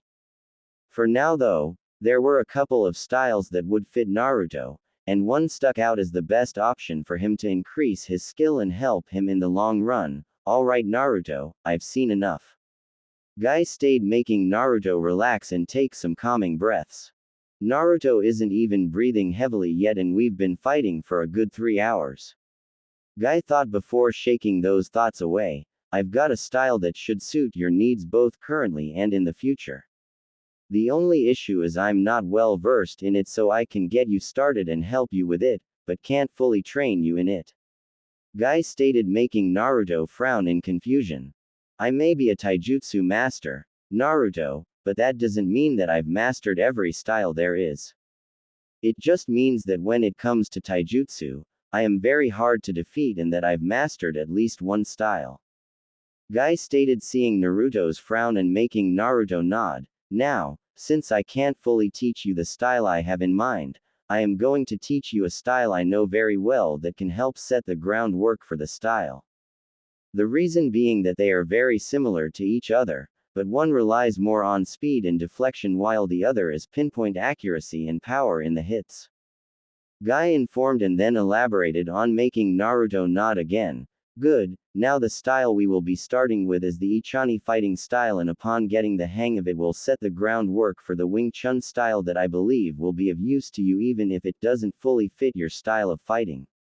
Guy informed, causing Naruto to get a fire in his eyes that told Guy that the boy intended to master them both. Part of Guy actually believed he could too. Alright, let's first get you comfortable in the starting stance. Guy stated as he began instructing Naruto on the different forms of Ichani that he can work towards, as it was based around giving options and different characteristics of fighting for their user. The user also had to be able to endure attacks too, since sometimes the best way to strike an enemy is to let them get a hit in before making them pay for said hit. Wing Chun though was an all-around form of fighting, as it was about quick, precise, accurate strikes while deflecting and reading your opponent's moves quickly and effectively. The user though needed to build up muscle and tolerance around the forearms, since they usually were used for blocking a variety of hits, and a wooden training dummy with multiples arms was used. One user was reported to have taken down 10 highly trained taijutsu users single-handedly all at once. Naruto could honestly say that he was looking forward to the training a great deal. Day 7. Naruto was still a bit sore from his taijutsu training the previous day, but it had been well worth it. Thanks to the shadow clones, he had been able to get the stances they had covered down so he could move into them on reflex. While the clones trained in the stances, Naruto was sparring with Guy and a batch of his own clones to better get acclimated to the way of fighting. As an added bonus, he had his clones remove their weights and seals so he'd have to adapt to fighting opponents that were faster than him. When Guy asked why, Naruto merely informed him that he couldn't take the chance that someone he faced would be faster and not be able to somehow keep up. When Lee fought Gaara, Naruto couldn't follow him at all, so what would happen if Naruto ever fought someone that was as fast or even faster than Lee? The answer: he'd get his kicked 6 ways to Sunday. Hence why he wanted to start training to be able to track, follow, and react to opponents of that speed. Even if he never fully achieved the speed that Lee did, Naruto wanted to be sure he could at least keep up with his eyes and brain so his body could possibly react in time.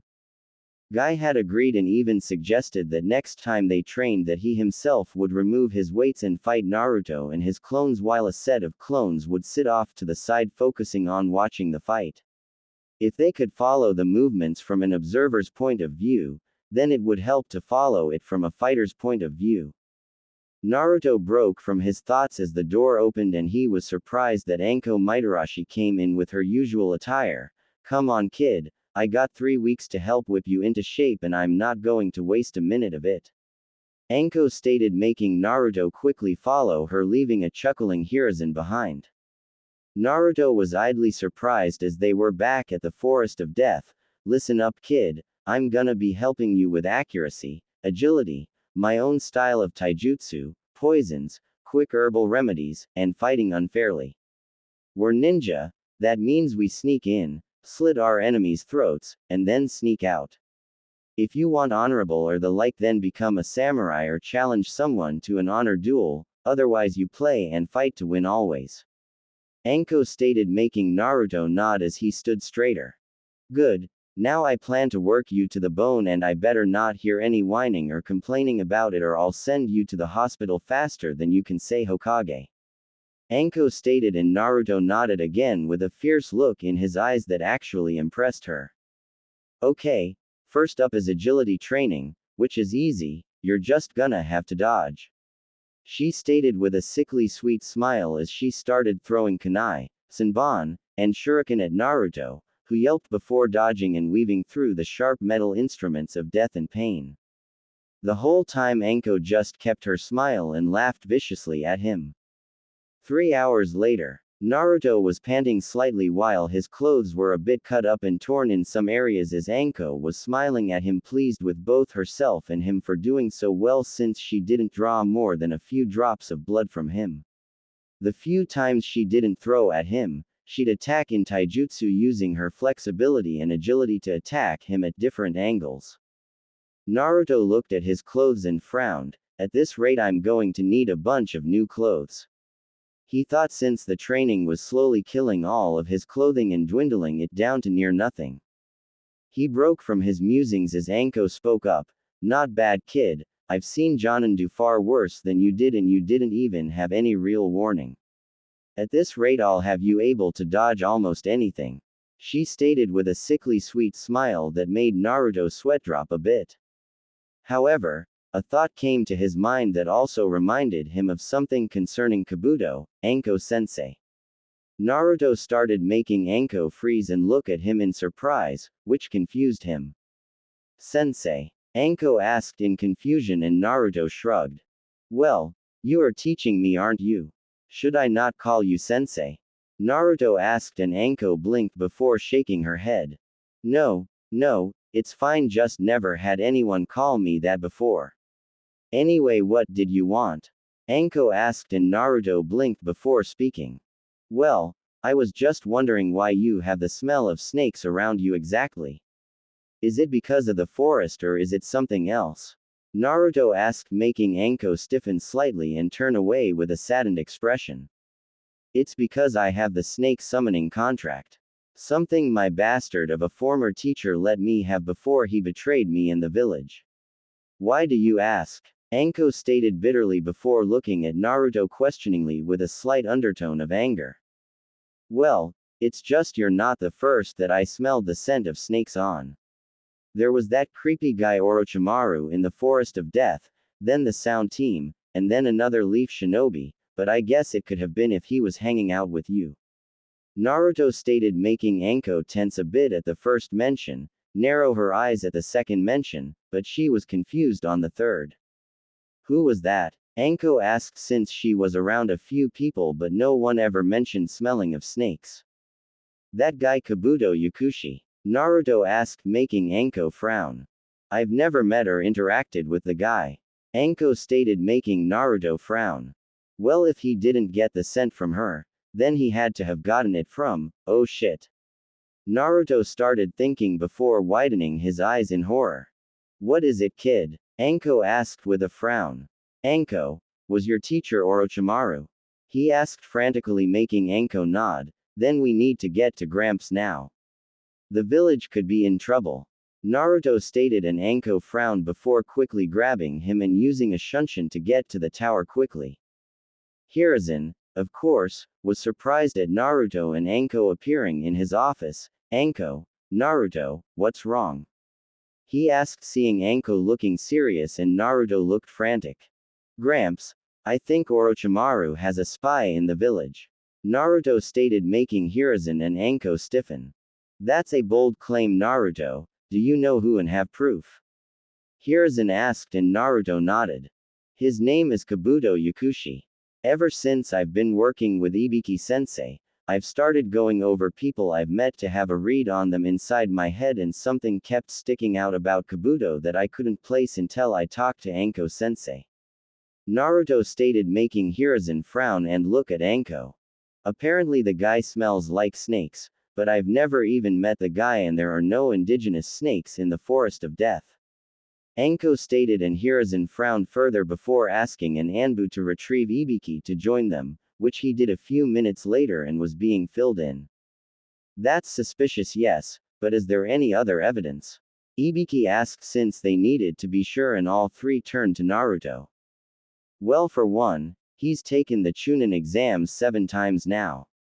Naruto stated, making them widen their eyes in shock, since no one took the exams that many times without something being seriously wrong.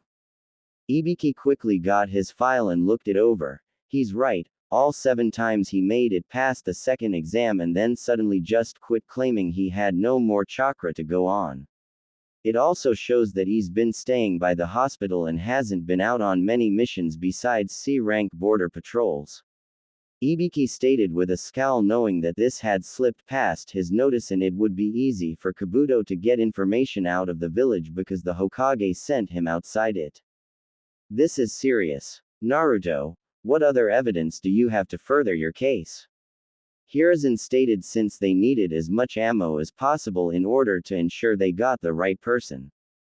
Well, he also had information on native and foreign shinobi like Gaara, but he had detailed information down to how many of each rank mission they had taken. He knew that Gaara had taken B in a rank missions without even getting a scratch. He knew how many missions Lee had been on, who his teammates were, what their specialties were, and everything else too. Naruto stated, making them all look on in shock and horror, since there was no way a genin could access that kind of information without some form of treason occurring. Ibiki, get Kat and her squad and find this boy and his teammates. I want them found, captured, and interrogated, no holds barred. If they can't be captured, then I want them seriously wounded to ensure they can't make it far. If needs be, then eliminate them to keep from reporting to any possible enemies. Hiruzen stated, going into full military mode, making Ibiki nod and was about to leave when Naruto interrupted. Wait, those sound genin. They smelled of snakes too, and I think Sakura mentioned they worked for Orochimaru when they attacked us in the forest. Naruto stated, making them stiffen in fear. If Orochimaru had a village at his beck and call, then there was no telling how much trouble the Leaf could be in. Get them as well, Ibiki, but do it as quietly as possible and do not tell anyone what you are doing or why. If they ask, tell them it's a Hokage mission and to pry is to be tried with treason.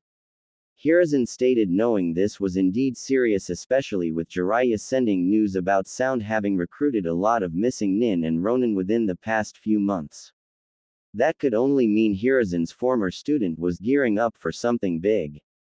Without wasting a moment, Ibiki was gone to carry out his orders while mentally reminding himself to possibly get Naruto placed in the intelligence corps.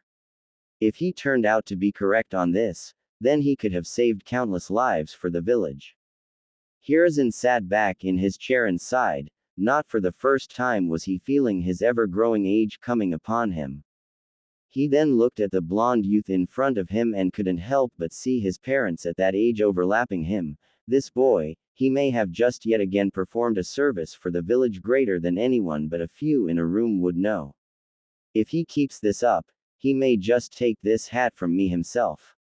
Hiruzen thought with a happy smile, knowing Naruto was truly shaping into the shinobi he knew he could become.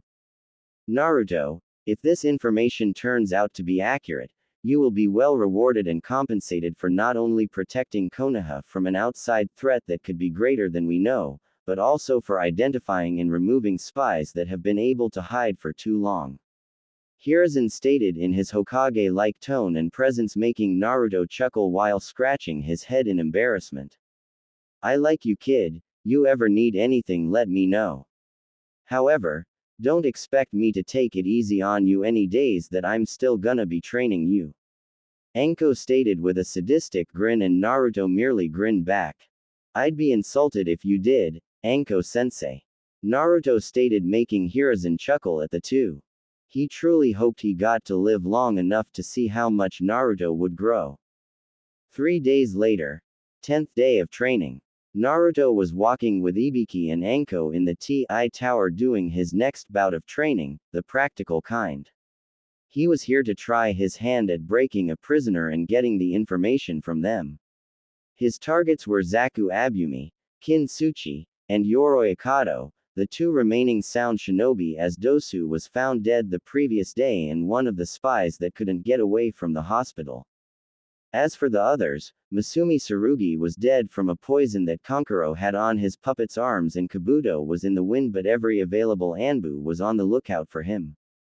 Ibiki and Anko both had approached the Hokage about having Naruto do it under supervision.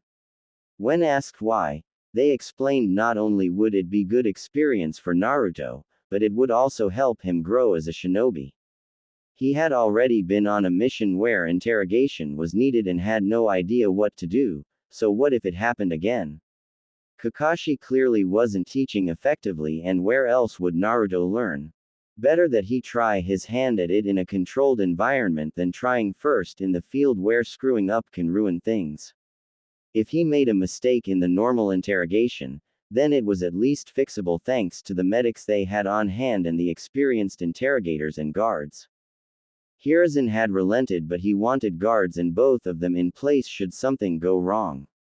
The two agreed before informing Naruto and telling him to think of ways to extract the information himself while giving him what info they had in the 3 targets. Ibiki and Anko made it clear they weren't going to help him in getting the information and he had to think of the ways to interrogate them himself. He had agreed and spent the previous 2 days thinking of what he could do to them and what would be most effective against each person. Of course, Naruto's main job was to extract information and get details on what Orochimaru was planning since it wasn't hard to deduce it was going to take place during the finals for the Chunin exams. While breaking one would be enough, there was the likelihood that each only had a piece of the plan, so having the 3 different accounts would help get a better idea of the whole plan.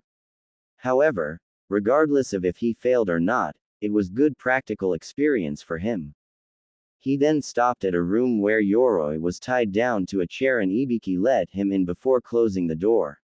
Ibiki and Anko would be watching and making notes of anything that came out as well as Naruto's methods since he could be as cruel or kind as he pleased so long as he got the results and didn't cross a specific line.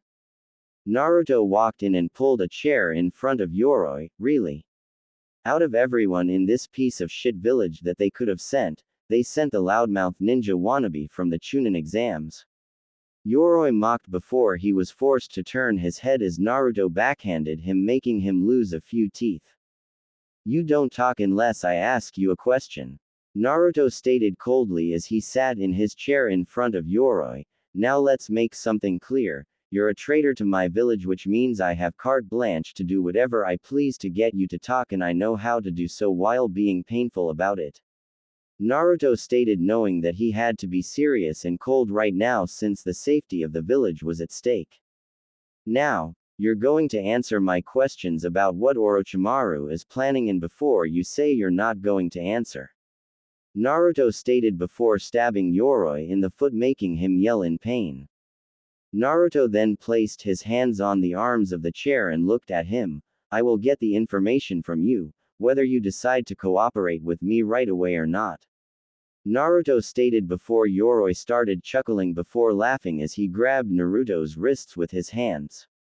Let's see how talkative you are when you don't have any chakra, Yoroi stated with a dark grin, knowing he'd tried to pull away and thus help Yoroi get free of the chair. His plan was trashed, however, when Naruto started laughing. You think I'm worried about you stealing my chakra? You're mistaken. I have enough chakra that I could stand here all day and not feel tired at all, but I won't need to since you're just going to harm yourself doing this, Naruto stated with a dark smirk, making Yoroi frown in confusion before he screamed as his arms started to feel like they were on fire. What is this? Yoroi screamed in agony and Naruto just smirked. Apparently Kabuto or Orochimaru didn't tell you just who I am, Naruto stated before leaning into his ear. I'm the Jinchuriki of the Kyuubi, Naruto stated, making him stiffen and widen his eyes in horror. My seal slowly puts Kyuubi's chakra into my own to be absorbed and changed into my own, but it takes time to do that and your body isn't accustomed to a Bijuu's chakra. So right now the chakra is slowly eating away at your chakra coils and the pain will only get worse the longer you're draining me, Naruto stated before he grabbed Yoroi's hands when he tried to let go. You don't get off that easily. Looking back on how you acted with your teammates, you were always so careful not to touch them, which leads me to believe you can't control when you start draining chakra and when you stop. So until you tell me everything, I'm just going to hold on and keep letting you drain my chakra, thus letting your coils slowly deteriorate while your body is in agony, Naruto stated, making Yoroi panic as he tried to get free only to scream as the burning reached his shoulders and started to travel down his back. This will end if you tell me everything you know, otherwise I'll hold on to you until the chakra starts getting to your vital areas. Then I'll let go and just leave you in the agony of having your coils burned out while your chakra starts to eat away at your own body and you slowly succumb to a painful, agonizing death with no way to fix it or numb the pain, Naruto stated coldly, and it didn't take more than another minute before Yoroi was spilling his guts about everything he knew about Orochimaru's plan, including his, Masumi's, and Kabuto's roles to play when the time came. When he finished, and swore pleadingly enough that it was all he knew, Naruto released him and left the room. However, no sooner did he close the door did he rush to the nearest trash can and empty his stomach. It felt wrong and somewhat sickening to do that and mean it, but Naruto knew he had to since part of his career choice was interrogation, assassination, torture, resisting torture, and other dark aspects that civilians were better off not knowing about. He caught his breath as he felt a hand on his shoulder and turned to see Ibiki there holding a handkerchief, which Naruto took and wiped his mouth and face with. First one's always rough. Anyone tells you differently is a liar. Just take it one step at a time and you'll start being able to stomach it better, but you'll never truly be numb to it. Ibiki stated, making Naruto nod before he took a cup of water and splashed his face a bit with it to help him relax a bit. Once he was settled, he was led to Zaku's room while still hearing Yoroi screaming in pain from what the bit of Kyuubi's chakra had already done. Entering the room, he could see Zaku was already in rough shape since his arms couldn't be reattached and the nerve damage was making him be in constant pain. Of course, since being there, he had received no medication for the pain and it was only making him move in the chair more. I see you're settled in nicely. Naruto stated, going to a table where a cloth over an item lay. You, Konoha trash. Zaku snarled before hissing in pain at the movement causing his stumps to hurt. Yeah, save the tough guy act for someone who cares. Let's just cut to the chase of things, shall we? I know you work for Orochimaru, I know he has something planned concerning the finals of the Chunin exams, and I know he sent your team to test Sasuke after getting the curse mark, meaning you were just cannon fodder for him. Naruto stated, bringing the object and cloth with him as he sat in front of Zaku. Now, what I want to know is what he has planned and what he's going to do specifically, since your ally Yoroi didn't have all the specifics, and from what you can hear he wasn't treated nicely before he talked. Naruto stated, making Zaku scowl, but there was some fear in his eyes since he had heard how Yoroi was said to be fearless and had a high tolerance for pain thanks to Kabuto. Do your worst. I don't care if you kill me, I'll never tell you anything. Zulu stated, making Naruto chuckle before laughing. Kill you? Oh no, I'm not going to kill you, that would be too merciful. Naruto stated before looking darkly at Zaku. No, I'm going to use this for some of it. Naruto stated, removing the cloth, making Zaku's eyes widen since it was Dosu's melody arm. You bastard. You killed Dosu. Zaku shouted before grunting as his stumps flared up. No, I didn't. Apparently he had a bone to pick with Suna's Jinchuriki and died because of it. Naruto stated, making Zaku stiffen since he knew who that was. But back to your troubles, we've studied this and know the basic workings. What I'm going to do with it is connect it to your chair so that every time you move it will send a chime that will not only cause excruciating pain, but will make your brain start making the nerve endings flare up, causing greater pain. Naruto stated, making Zaku pale slightly. Then I just want move, you. Zaku shouted and Naruto merely smirked. Who said that was all there was to it? Naruto stated, making Zaku resist the urge to gulp. The whole time this is set up, I'm going to be having one of our specialists cut off the rest of your arms, then your toes, your feet, then your legs, then we'll take your eyes, your nose, and your tongue. But not your ears. Oh no, that wouldn't do. After we stabilize you and ensure you're not going to die of infection or anything, I'm going to have you transported to a town in Fire Country, asking people to take care of you and compensating them. However, the whole time you'll have to hear people talk about that thing, how that thing used to be a person, what happened to that thing to make them that way, what could have happened to that thing, look it's that thing, and so on and so on. I'll have a ninja come by to check and see if you want to talk, and if not we just move you to a new town where you'll have to hear it all again and again, since I can use this little trinket to make sure you hear every single detail and word spoken about you, but you'll never be able to do anything about it. Then, once you've broken and told me everything, will I be merciful and kill you, but if the info is wrong or becomes useless then I'll leave you like you are for the rest of your life as you drive yourself mad hearing everything. Naruto threatened making Zaku pale considerably while looking sick at the thought of that. Needless to say, Zaku quickly spilled his guts, figuratively, as being in prison was better than that. Ibiki took down everything since Anko was, well, I think I'm in love. Anko shouted with hearts in her eyes. What she had witnessed was so cruel, sadistic, and unnecessarily brutal that it made Anko's heart skip a few beats and her body to heat up. She'd definitely be spending time helping Naruto now, if only to see if his stamina related to other matters too.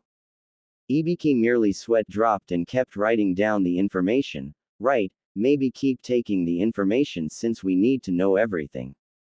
He stated, making her pout before she started writing down things too. Within 10 minutes, Naruto had all that he needed and left Zaku to stare at the melody arm in fear since it could still be used to inflict some pain just for the hell of it. Now it was Kin's turn, and Naruto had an idea even if it was a bit unorthodox and maybe a tad perverted. He honestly didn't like to hurt women that couldn't fight back, so he went with the other form of torture. Entering the room, he held down a blush since unlike the other two, Kin was in her underwear, which were both black and showed her budding figure, and nothing else. The reason being because kunoichi typically had more areas to hide things with than males did. He also idly noted that she was a C-cup. Looking up, she snarled at him, already guessing he was her interrogator torturer. I see they made you comfortable. Naruto stated before going and grabbing a tray covered by a cloth before moving to sit in front of Kin. Do your worst, pervert. I can take pain and torture. Kin stayed, making Naruto shrug. Torture will happen, but it's not gonna be painful. Naruto stated, making Kin stiffen and narrow her eyes. You bastard. I'll bite my own tongue off before I let you rape me. Kin stated before she was slapped hard and helped by the throat.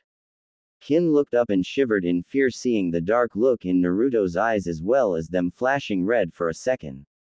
Let's make one thing perfectly clear, I do not rape women. Is that clear? Naruto growled out and Kin mutely nodded her head before Naruto let her go. Good. As for your torture, don't worry, neither myself or anyone else is going to lay a finger on you while I'm interrogating, but you'll still be enjoying it. Naruto stated, making her frown in confusion before Naruto took the cloth off the tray. Those are my bells. Kin exclaimed in shock while seeing there was something else on them that looked like weird scribbled lines. Correction, they were your bells. After examining them and then working out how they operate, I had 2 teachers of mine help me change them to suit the need I have. Naruto stated as he took the bells attached to Sanbon and stabbed them at different spots in the chair before sitting and showing he had ninja wire connected to the bells in his fingers. So what? You're going to put me in a pain illusion? Kin asked, not seeing what the big deal is. Naruto's reply was merely to smirk before he flexed his fingers, causing the bells to jingle. Immediately, Kin jolted in the chair with a squeal as her panties got wet and her nipples hardened. Anko and Ibiki were both surprised at the reaction since they didn't know what Naruto had planned, just that he did in fact have a plan. What was that? Kin panted as her whole body was hit with a wave of pleasure the moment she heard the bells ring. Oh, with the help of my teachers, I reversed the effects of your bells. Instead of pain, they give pleasure by taking some of my chakra and sending it to your brain via sound waves. It's only hitting you even harder since it turns out, my chakra is actually a body stimulant close to that of an aphrodisiac, so it has even greater effects on women. Naruto stated as he jingled them again, making Kin release a long moan, and depending how hard I make them jingle in the order, then the various levels of pleasure you receive. Naruto stated as he jingled them again. And how is this torture? Kin asked, panting with a blush on her face. Simple. The bells are also wired so that no matter how much pleasure they give, you'll never be allowed release. Naruto stated, smiling as Kin looked at him in horror. Yup, I can give you as much pleasure as possible, but that not an itch you feel will never go away. Stuck in a perpetual aroused state with no hope of achieving orgasm.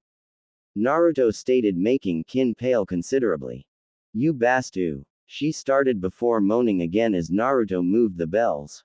Also, before you go thinking that I'll be affected, the bells have a range limiter applied to them. Nothing outside of a foot radius is affected by them.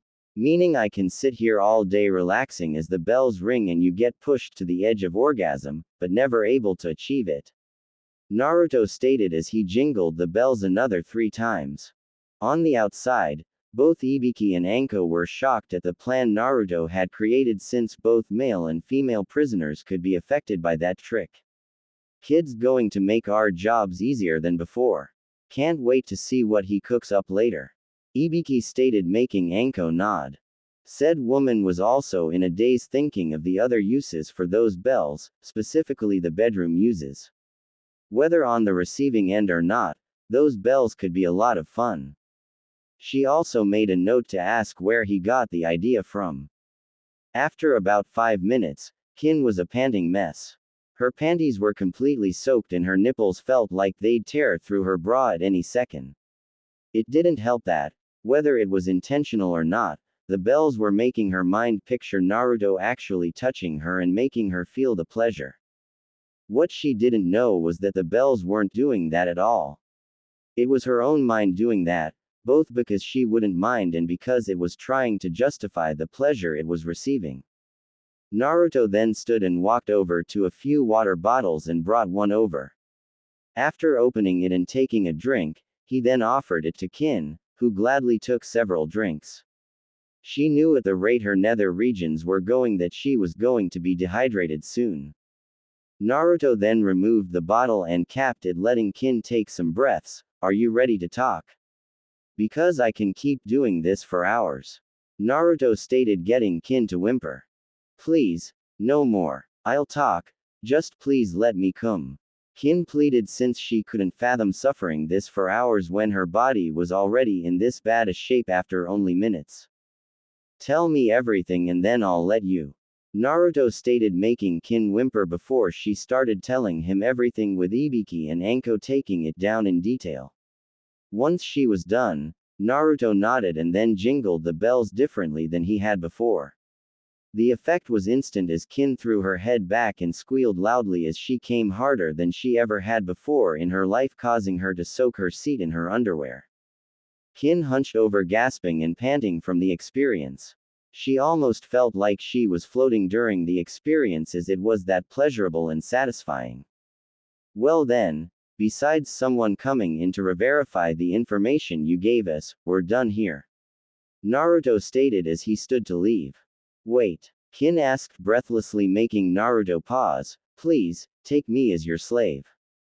She asked, making Naruto stiffen and the 2 senior interrogators to raise their eyebrows in surprise. I know what awaits me, death or imprisonment in an unimaginable hell. I don't want that. The pleasure the bells gave me, my mind saw it as it all coming from you and made up various scenarios for it. Please, I'd rather have the pleasure than the pain, and I've already betrayed my village entirely. Kin stated in a desperate tone as her body wanted a full release instead of just a sensational one. Naruto was silent a long moment before he answered. I can't promise anything. I don't know the laws and procedures concerning this, and I believe the Hokage has a say in it. If it is possible, then I will do it, so long as you actually want it to happen and not just because you're in a haze of lust and pleasure. Naruto stated as he looked back at her before heading for the door. Thank you, Master. Kin stated as Naruto left and found Ibiki and Anko there waiting for him. Naruto merely looked at Ibiki as they walked to deliver their reports to the Hokage. She's not wrong in the fact all that awaits her is a cell in a prison or execution, since she not only joined a traitor's village but also helped a plan to invade the village. While not common nowadays, captured ninja have become slaves either to the ruling authorities or the one who broke them. It was usually used for captured ninja that had bloodlines, a unique skill or trait, or considered extremely talented that offspring from them would benefit the village should they have any. Especially if their owner had a bloodline as well, since that increased the chances of a new bloodline or a child with both. Normally the Hokage has the final say, but usually they allow it for the person that broke them unless a lord or lady requested the person be their slave. Ibiki explained since it was true and Naruto merely nodded. I see. Well, if the Hokage gives permission, then I will offer her the chance when her mind is clearer than it was in there. I don't want to take her in and then have her resent me because it wasn't what she honestly wanted. Naruto stated as he'd take her in if she wanted, but he sure as wasn't going to exploit, force, or use her in any way. He wasn't like Zabuza seeing someone as a tool until they managed to prove themselves enough, and he sure as wasn't going to be like Gato. That's respectable, kid. Just make sure your enemies don't always know that, or they may try to take advantage. Ibiki stated since a person could have honor and respect, but you can't let it be the leading forces when in battle, since in their world the only thing that mattered was you won and lived and your enemies lost and died. Granted, there were exceptions, since capturing enemies for information, bounties, hostage exchanges, double agents, spies, etc. were always a good thing to have. They were more key in wartime, but having them in times of peace meant there was a chance of preventing war.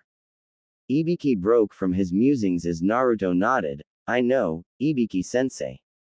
Naruto stated, making Ibiki nod as they walked before Anko chimed in. By the way, kid, where did you come up with that torture for kin? Anko asked, and Naruto chuckled slightly while scratching the back of his head. I had help from Jiraiya-sensei and Kurenai-sensei. I had the idea when I heard some women complaining that their partners were torturing them by never letting them finish. I hadn't fully understood what they meant until later, but I figured it out and then asked Jiraiya and Kurenai for help in making the bells able to do that for the genjutsu 2 days ago. Jiraiya made seals and Kurenai helped figure it out for genjutsu related, thus the final product. Naruto stated, making them blink a bit since it was an ingenious way to use the genjutsu since it was bulked up by the seals.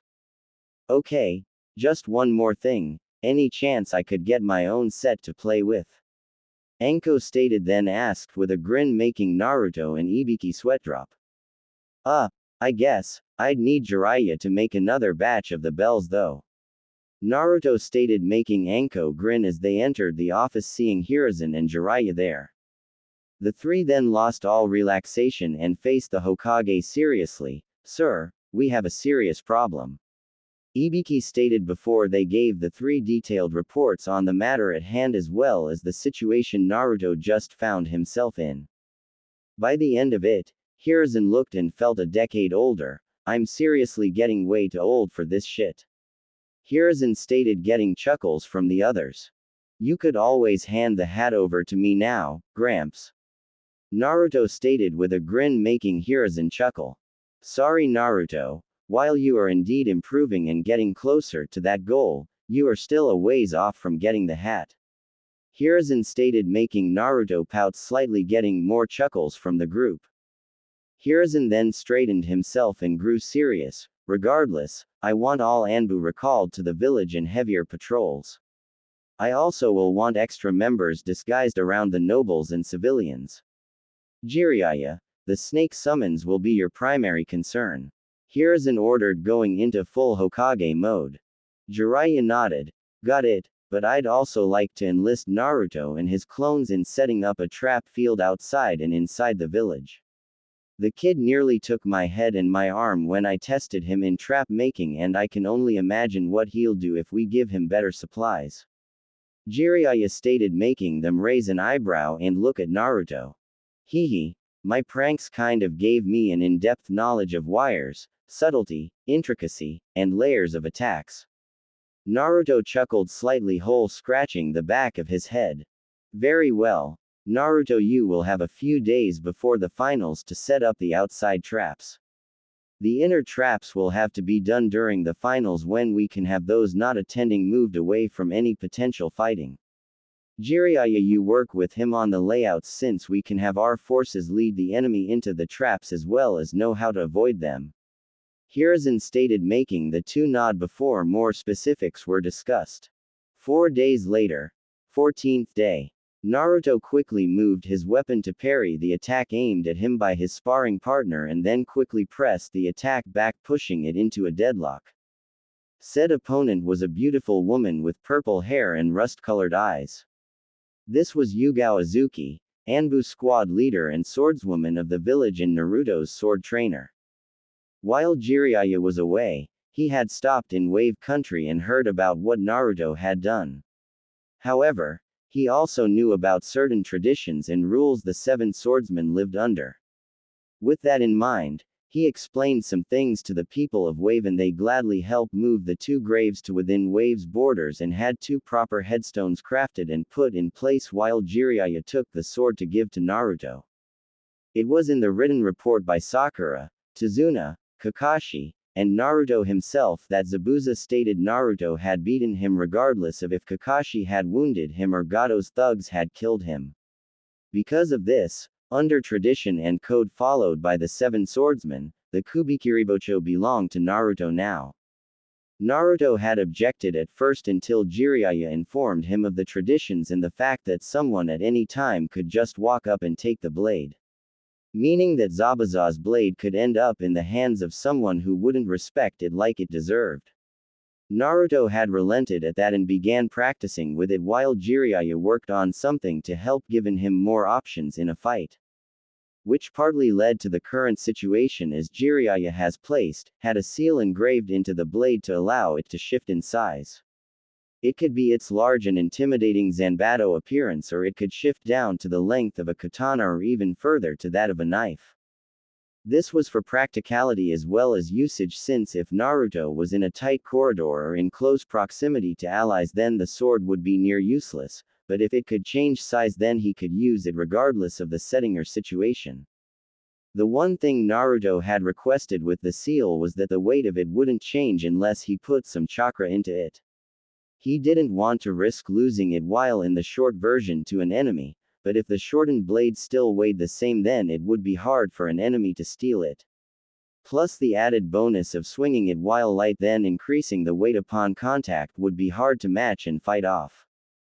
Which now leads us to here and now with Naruto training, sparring against Yugao when she wasn't on duty. Yugao had been happy to train Naruto since few ninja had a weapon of their own let alone took up the sword.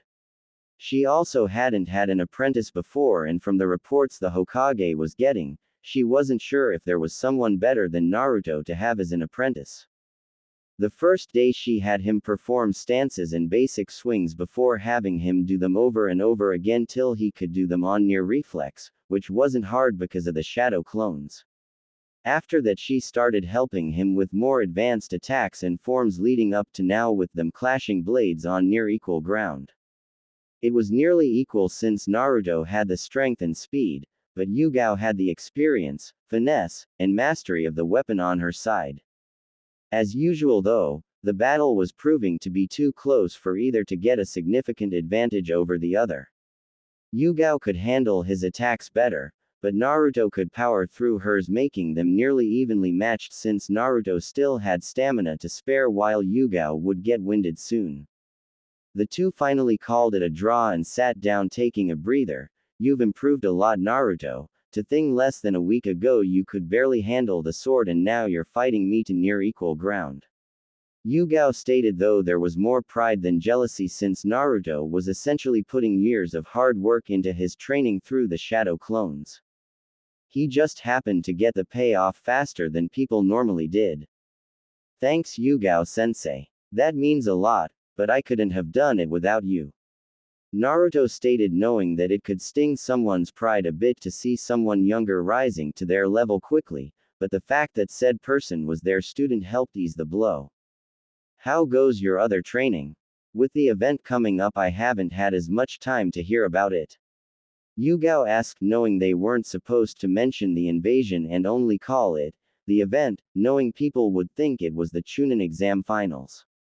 It's going good. I'm working on cutting water with my wind now under Asuma sensei's teachings while he also has had me start working on making a cutting edge over weapons. He's also been helping me with strategy and planning by having me play against Shikamaru more. Guy-sensei says I'm progressing well with the Ichani fighting style and should be able to start the basics of Wing Chun soon. Kurenai-sensei has helped me get my chakra under much better control while also helping me with breaking from genjutsu, and we're trying to find a genjutsu that could fit me better since the basic illusions are still being overloaded when I try them.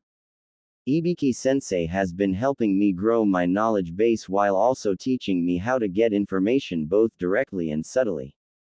Anko-sensei has been helping me improve my agility, aim, and knowledge of points to hit for pain, death, or incapacitation as well as escaping traps. Jiraiya sensei has been helping me with strength, speed, sealing, control, patience, and ninjutsu. Naruto stated since it meant a lot that he was getting help from so many people to make him into a better shinobi. Yugao smiled. Well, you'll be making quite the impression during the finals then, won't you? She asked, and he grinned and nodded before they started working again. 1 week later. 21st day of training. Naruto could honestly say the past week could only best be described as busy, as he hadn't done much else besides sleep, eat, plan his traps, and train as much as he could. If one of his teachers wasn't available due to preparation for the finals invasion, then he was refining the different areas further and trying to expand on others. Today though was different. Jiraiya had informed him that he had something special planned, and it wasn't toad summoning. Naruto had done toad summoning 3 days prior and got to know a few of the toads before summoning the boss toad Gamabunta. It took some talking, but Naruto convinced the boss to let him summon the clan on the condition that if he made Chunin then he had to share a drink with Gamabunta. Since then Naruto had been summoning the various toads, but he had summoned Gamakichi and Gamatatsu, the sons of Gamabunta, the most since they were actually around his age and was bonding and working with them the most. Now though he was standing before Jiraiya, who had 3 bags next to him filled with different balls while a bunch of Naruto's clones were working on sealing arts. Alright, now that your control is better and you have some jutsu, I think it's time you learned a technique that my best student created, the Rasengan. Jiraiya stated before forming said ball of energy in his hand, making Naruto look at it analytically. If he had been shown that move before Ibiki began helping him, then Naruto probably would have gone starry-eyed before jumping around asking to learn it.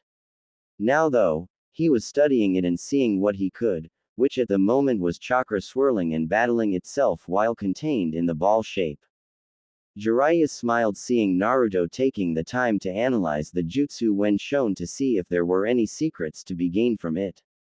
It was leaps and bounds beyond how he was 3 weeks ago. Now, this jutsu is a close combat in your face type of jutsu. Jiraiya stated as he slammed the ball into a boulder, destroying it into small pebbles. Naruto merely raised his eyebrows in surprise as Jiraiya turned to face him. Alright, now the first step is rotation. He stated, handing Naruto a water balloon. Your job is to rotate the water to the point that the balloon bursts. Jiraiya stated, taking his own balloon, causing it to instantly explode. Naruto frowned before he held his balloon and focused, causing the balloon to shake and bubble slightly before a couple minutes later the balloon burst. Jiraiya was actually surprised as it took him 3 days to get the first step done, but he also knew that Naruto had way more chakra than he did, so the force wasn't that hard to create for him. Good job, you're doing it much faster than I or my previous student did. Now I want you to keep doing it until you can do it nearly instantly, since your opponent could take advantage of the time it takes you to make the jutsu regardless of how little time it is. So the shorter time the better, since it will give your opponent less time to react. Jiraiya stated, making Naruto nod before he sat down and took the bag of water balloons and got to work.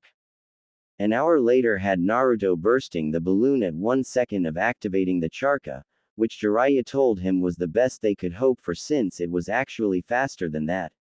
The reason being is that it took Naruto a 1/4 second to think to do it, 1/4 to actually do it, 1/4 for Jiraiya to perceive him doing it, and finally 1/4 for Jiraiya to react to it.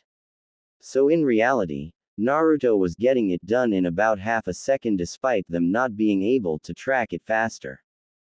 Good job, Naruto. Now the next step is power. Jiraiya stated as he took a rubber ball and caused it to burst loudly. This rubber is stronger than the balloons and there's no water to churn and help burst it. Jiraiya stated, handing one to Naruto, who quickly made it pop on one side. I figured this would be a bit easier for you than it was for me, but that's only because you have so much chakra and you're getting the control over it. However, you still have to keep working on it till the whole ball bursts, not just gains a hole. Jiraiya stated, making Naruto nod before he took another and started again. This time he took longer, letting the chakra build up before releasing the control, making the ball burst into pieces. Better, but you can't take the time to build up the power, so keep going. Jiraiya stated as he went to check on the clones' work. Naruto could have used his clones to do this much faster, but when it came to jutsu, he wanted to be able to perform it first before using clones to refine it better. While it may seem naive or silly, Naruto wanted to get control of the jutsu himself rather than let the clones do it. He enjoyed learning and mastering the intricacies of jutsu and using them, and the clones would shorten that. Thus, it took another 4 hours to finally get the ball to explode quickly, and Jiraiya gave Naruto the third step, one of the balloons from step 1, but this time full of air. Step 1 was rotation, step 2 was power, and now step 3 is control. You'll be creating the spiraling and power in the balloon, but you must do it without the balloon bursting, since it means you'll have the sphere going and contained in your hand. This was the hardest step for both me and my student. The way you're progressing should indicate that you'll have it at least close to ready by the end of the day. You'll know you've succeeded when the balloon is shredded while the ball of chakra is still in your hand. Jiraiya stated confidently, making Naruto smile since he enjoyed having a teacher that was confident in his skills and immediately got to work. Just a bit of warning, if the balloon pops, the chakra contained within will be freed and cause a bit of a violent reaction. Jiraiya stated, making Naruto nod as he decided to take it slow. He did it with the others and got the basic concept down before working on decreasing the time it took him to do it. This proved to be the correct course of action, as is 3 hours, and one exploding balloon. Later had Naruto holding the ball of energy with the balloon shredding off of it. Well, that's step 3, now I just gotta do it faster. Naruto mumbled to himself as he took another balloon and began the process again, intent to have the jutsu mastered before the day was done. 10 days later. Final day of training before the finals. Naruto sat in a small courtyard meditating in perfect stillness as 2 of the toads and Jiraiya had instructed. Said 2 toads were Shima and Fukasaku, and they wanted him to learn this as it would help with training he would undergo later on when he was stronger. At the time he was slightly annoyed since his Uzumaki instincts despised sitting still for too long, but he was able to slowly get the time built up to where he could go hours without even twitching a muscle, which had the added bonus of building his patience. The side benefit was also the fact that Jiraiya informed him that meditation could help replace sleep, as the mind could relax along with the body, but your awareness remained, letting you be able to react quickly while feeling rested. At the moment, he had a small army of clones outside the village setting up all of his traps, while each of his teachers was with a regiment of clones making refinements, corrections, or adding something new to help with his training for the future. Jiraiya had put him through the ringer the past month, helping his taijutsu, sealing, control, physical training, jutsu, summoning, patience, meditation, speed, agility, and other areas, pushing him further and further. The Rasengan was by far the best jutsu, in Naruto's opinion, and he had mastered it within a day before he started having his clones working on making it with both hands at the same time, since if he missed with one then he could hit with the other. Jiraiya had also helped him begin working on his other affinities, and Naruto surprised him by making a jutsu for his lightning affinity. The other surprise came in his seals. Not only was he wearing over 500 pounds on each limb and his waist, but he also had the gravity set to 10 times normal. Even with that, he could still move at high Jonin speed when relaxed and Anbu speed when he actually put effort into moving as fast as he could. The toads had helped with control, water release, patience, swordsmanship, staff combat, collaboration jutsu, and taijutsu in the form of the frog kata. However, the latter he was informed couldn't be used to its fullest until later on when he had the training that would be used with meditation and the control he needed. Regardless, even without the training, the frog kata was still dangerous to be hit with. Especially when Naruto worked it into his current styles of combat, making him much more lethal in hand-to-hand combat. Kurenai had helped him with control, some mid to high level genjutsu that he could fully control, noticing signs of seduction, and even making a genjutsu, though he had yet to show her the finished product. He had in turn helped her improve her taijutsu both to help her and as thanks for everything she had done. Kurenai had thanked him and given him a kiss on the cheek as well. Anko had helped with his accuracy as well as learning to throw Senbon with deadly or incapacitating accuracy. She also covered points to cause pain, death, and incapacitation while helping with his agility, flexibility, and taijutsu. She also showed her own brand of torture techniques and traps, which Naruto took note of to add to his already impressive repertoire of trap makings. With Asuma, he had gotten his wind affinity under control and had made progress to fully mastering it.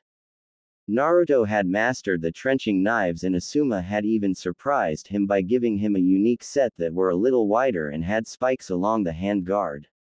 Thus they were as much a punching weapon as they were a stabbing and slashing weapon. They were even more versatile as they had a small knife point on top of them as a way to block and stab. Naruto and Shikamaru also benefited from playing each other as they both grew as strategists as well as planning and adapting. Ibiki had made him into an excellent psychoanalyst as well as interrogator that was second only to Ibiki in the ways of torturing the prisoner without physical contact. Ibiki had helped him block out annoyances, taunts, emotions, and anything else that could get in the way during battle and how to deal with the aftermath once it was done. He had also helped heal some of the psychological wounds Naruto had suffered at the hands of the village since one could only be treated as a nuisance, less than human, something that shouldn't be in the village, or as a threat while being glared at constantly without having some form of wounds to you both psychologically and emotionally. It had actually made Ibiki want to drag half the village in and see how they liked psychological trauma being done to them and not being able to do anything about it. Anyway, Ibiki had also helped him with his method of taking pain and blocking it out, which was actually helping him with some of his taijutsu training since Guy found another taijutsu that would fit him. Speaking of which, Guy had been happy and excited to train Naruto so extensively since outside of Lee, he hadn't really trained anyone in taijutsu. Naruto had mastered the Ichani style and had gained the experience to use it through his clones fighting him, more clones, and Guy. Another style that Guy had stated he'd help Naruto with in addition to the strong fist was the iron body style, which was designed for taking hits and lasting through them regardless of how damaging they'd be on others or even resisting damage altogether. It also focused on powerful strikes that could drop an opponent with one hit. In addition to that, through the Ichani style, he had learned parts of the Wing Chun and had used scrolls provided by Guy to fill in the gaps and was even learning weapons for the two styles. His Ichani training came with staff combat, which helped him with the toads since he learned to use a Sasumata staff from them. He preferred the small pitchfork, trident head than the hammerhead or the wide fork style that was used for pinning pushing. It also had the benefit of being made from a kanabo, so even if he couldn't hit with the head, the shaft would hurt like hell if not kill. It even had a holder ring at the end to allow for increased range and swinging power. Wing Chun also had bow staff combat, but the harder weapon were the butterfly swords. The swords weren't much bigger than the trenching knives, but the thing about them was they could be sheathed together, making it look like one knife blade. The problem with butterfly swords was that they required complete awareness of your body and the blades at all times and then incredible speed to move and attack while still using the Wing Chun principles with the blades. He had begun to get speed with them, but they weren't comfortable. Jiraiya had helped solve that problem by visiting a local weapon craftsman and making a pair, but instead of the normal large bladed heads, they were a sleeker recurved version for better speed and control. Since the change, Naruto had gotten better with them and was fighting even more efficiently and progressing better. Even Jiraiya and Guy were impressed by what Naruto could do with the blades as he and his clones sparred to get a better handle on them. Even with the weights and gravity, Naruto could still move faster than a few could track with those blades. Speaking of blades, Yugao had turned Naruto into a truly accomplished swordsman to the point that Yugao was trying her hardest to keep up and at least match him. He had learned different moves for Yugao's style of sword fighting and was quickly getting the hang of the Kubikiribocho in its large form and its knife form. Naruto could also swing at the same speed regardless of the weight the blade had from the seal. This in turn made him dangerous and deadly regardless of the size and weight of the blade. Naruto broke from his reviewing as a voice reached him. "Naruto-sama, it's time for you to come home as you requested," Kin stated, standing in a modest maid outfit that showed off her figure and midriff, yet not so much that she'd look like a. She only wore it in private settings such as in their home or the walled-off yard around said home. Which was another thing. Naruto had gone to Kin 5 days after her interrogation and she still wanted to serve him over the alternative. So after filling out paperwork, Naruto had let Kin choose the methods to show how she would be shown as his slave servant. Apparently she not only had to have a seal upon her to ensure she never betrayed Naruto or Konoha, but she also had to have a physical marking to show that she belonged to Naruto. The choices were a collar choker, a seal tattoo visible, piercings with tags, or any combination of them. Kin chose a choker and belly button piercing, though Anko had talked her into piercings for her as well. Since then, he and Kin has been living in their new accommodations. Said accommodations were the old apartments Naruto lived in, but Hiruzen had bought the place, renovated it, and turned the entire top floor into a penthouse before giving the deed to Naruto under the direction of payment for 3S rank missions integral to village security and safety. Even put the Hokage seal on the paperwork to make it official and an unbreakable. Meaning anyone with a problem with his ownership and living arrangements could take their problem and shove it up there since no one would listen. Kin had also helped him with training as she had told him about the different sound-based jutsu and attacks her village had. It had given him some ideas and had a series of clones begin experimenting on it with a few promising results. He'd still need to experiment a bit, but if the early showings were this promising in him, then he'd have some attacks that were unique to him and him alone. Shaking those thoughts away, Naruto stood and smiled at his roommate, servant, since Kin refused not to stay in the penthouse with him. "Thank you, Kin, let's head home. We've got a big day tomorrow," Naruto stated, making her smile and nod as the two walked back to the complex. Tomorrow, Naruto had a tournament and a war to win. And he'd ensure all of his opponents knew his wrath. Deep within Naruto, a certain fox watched within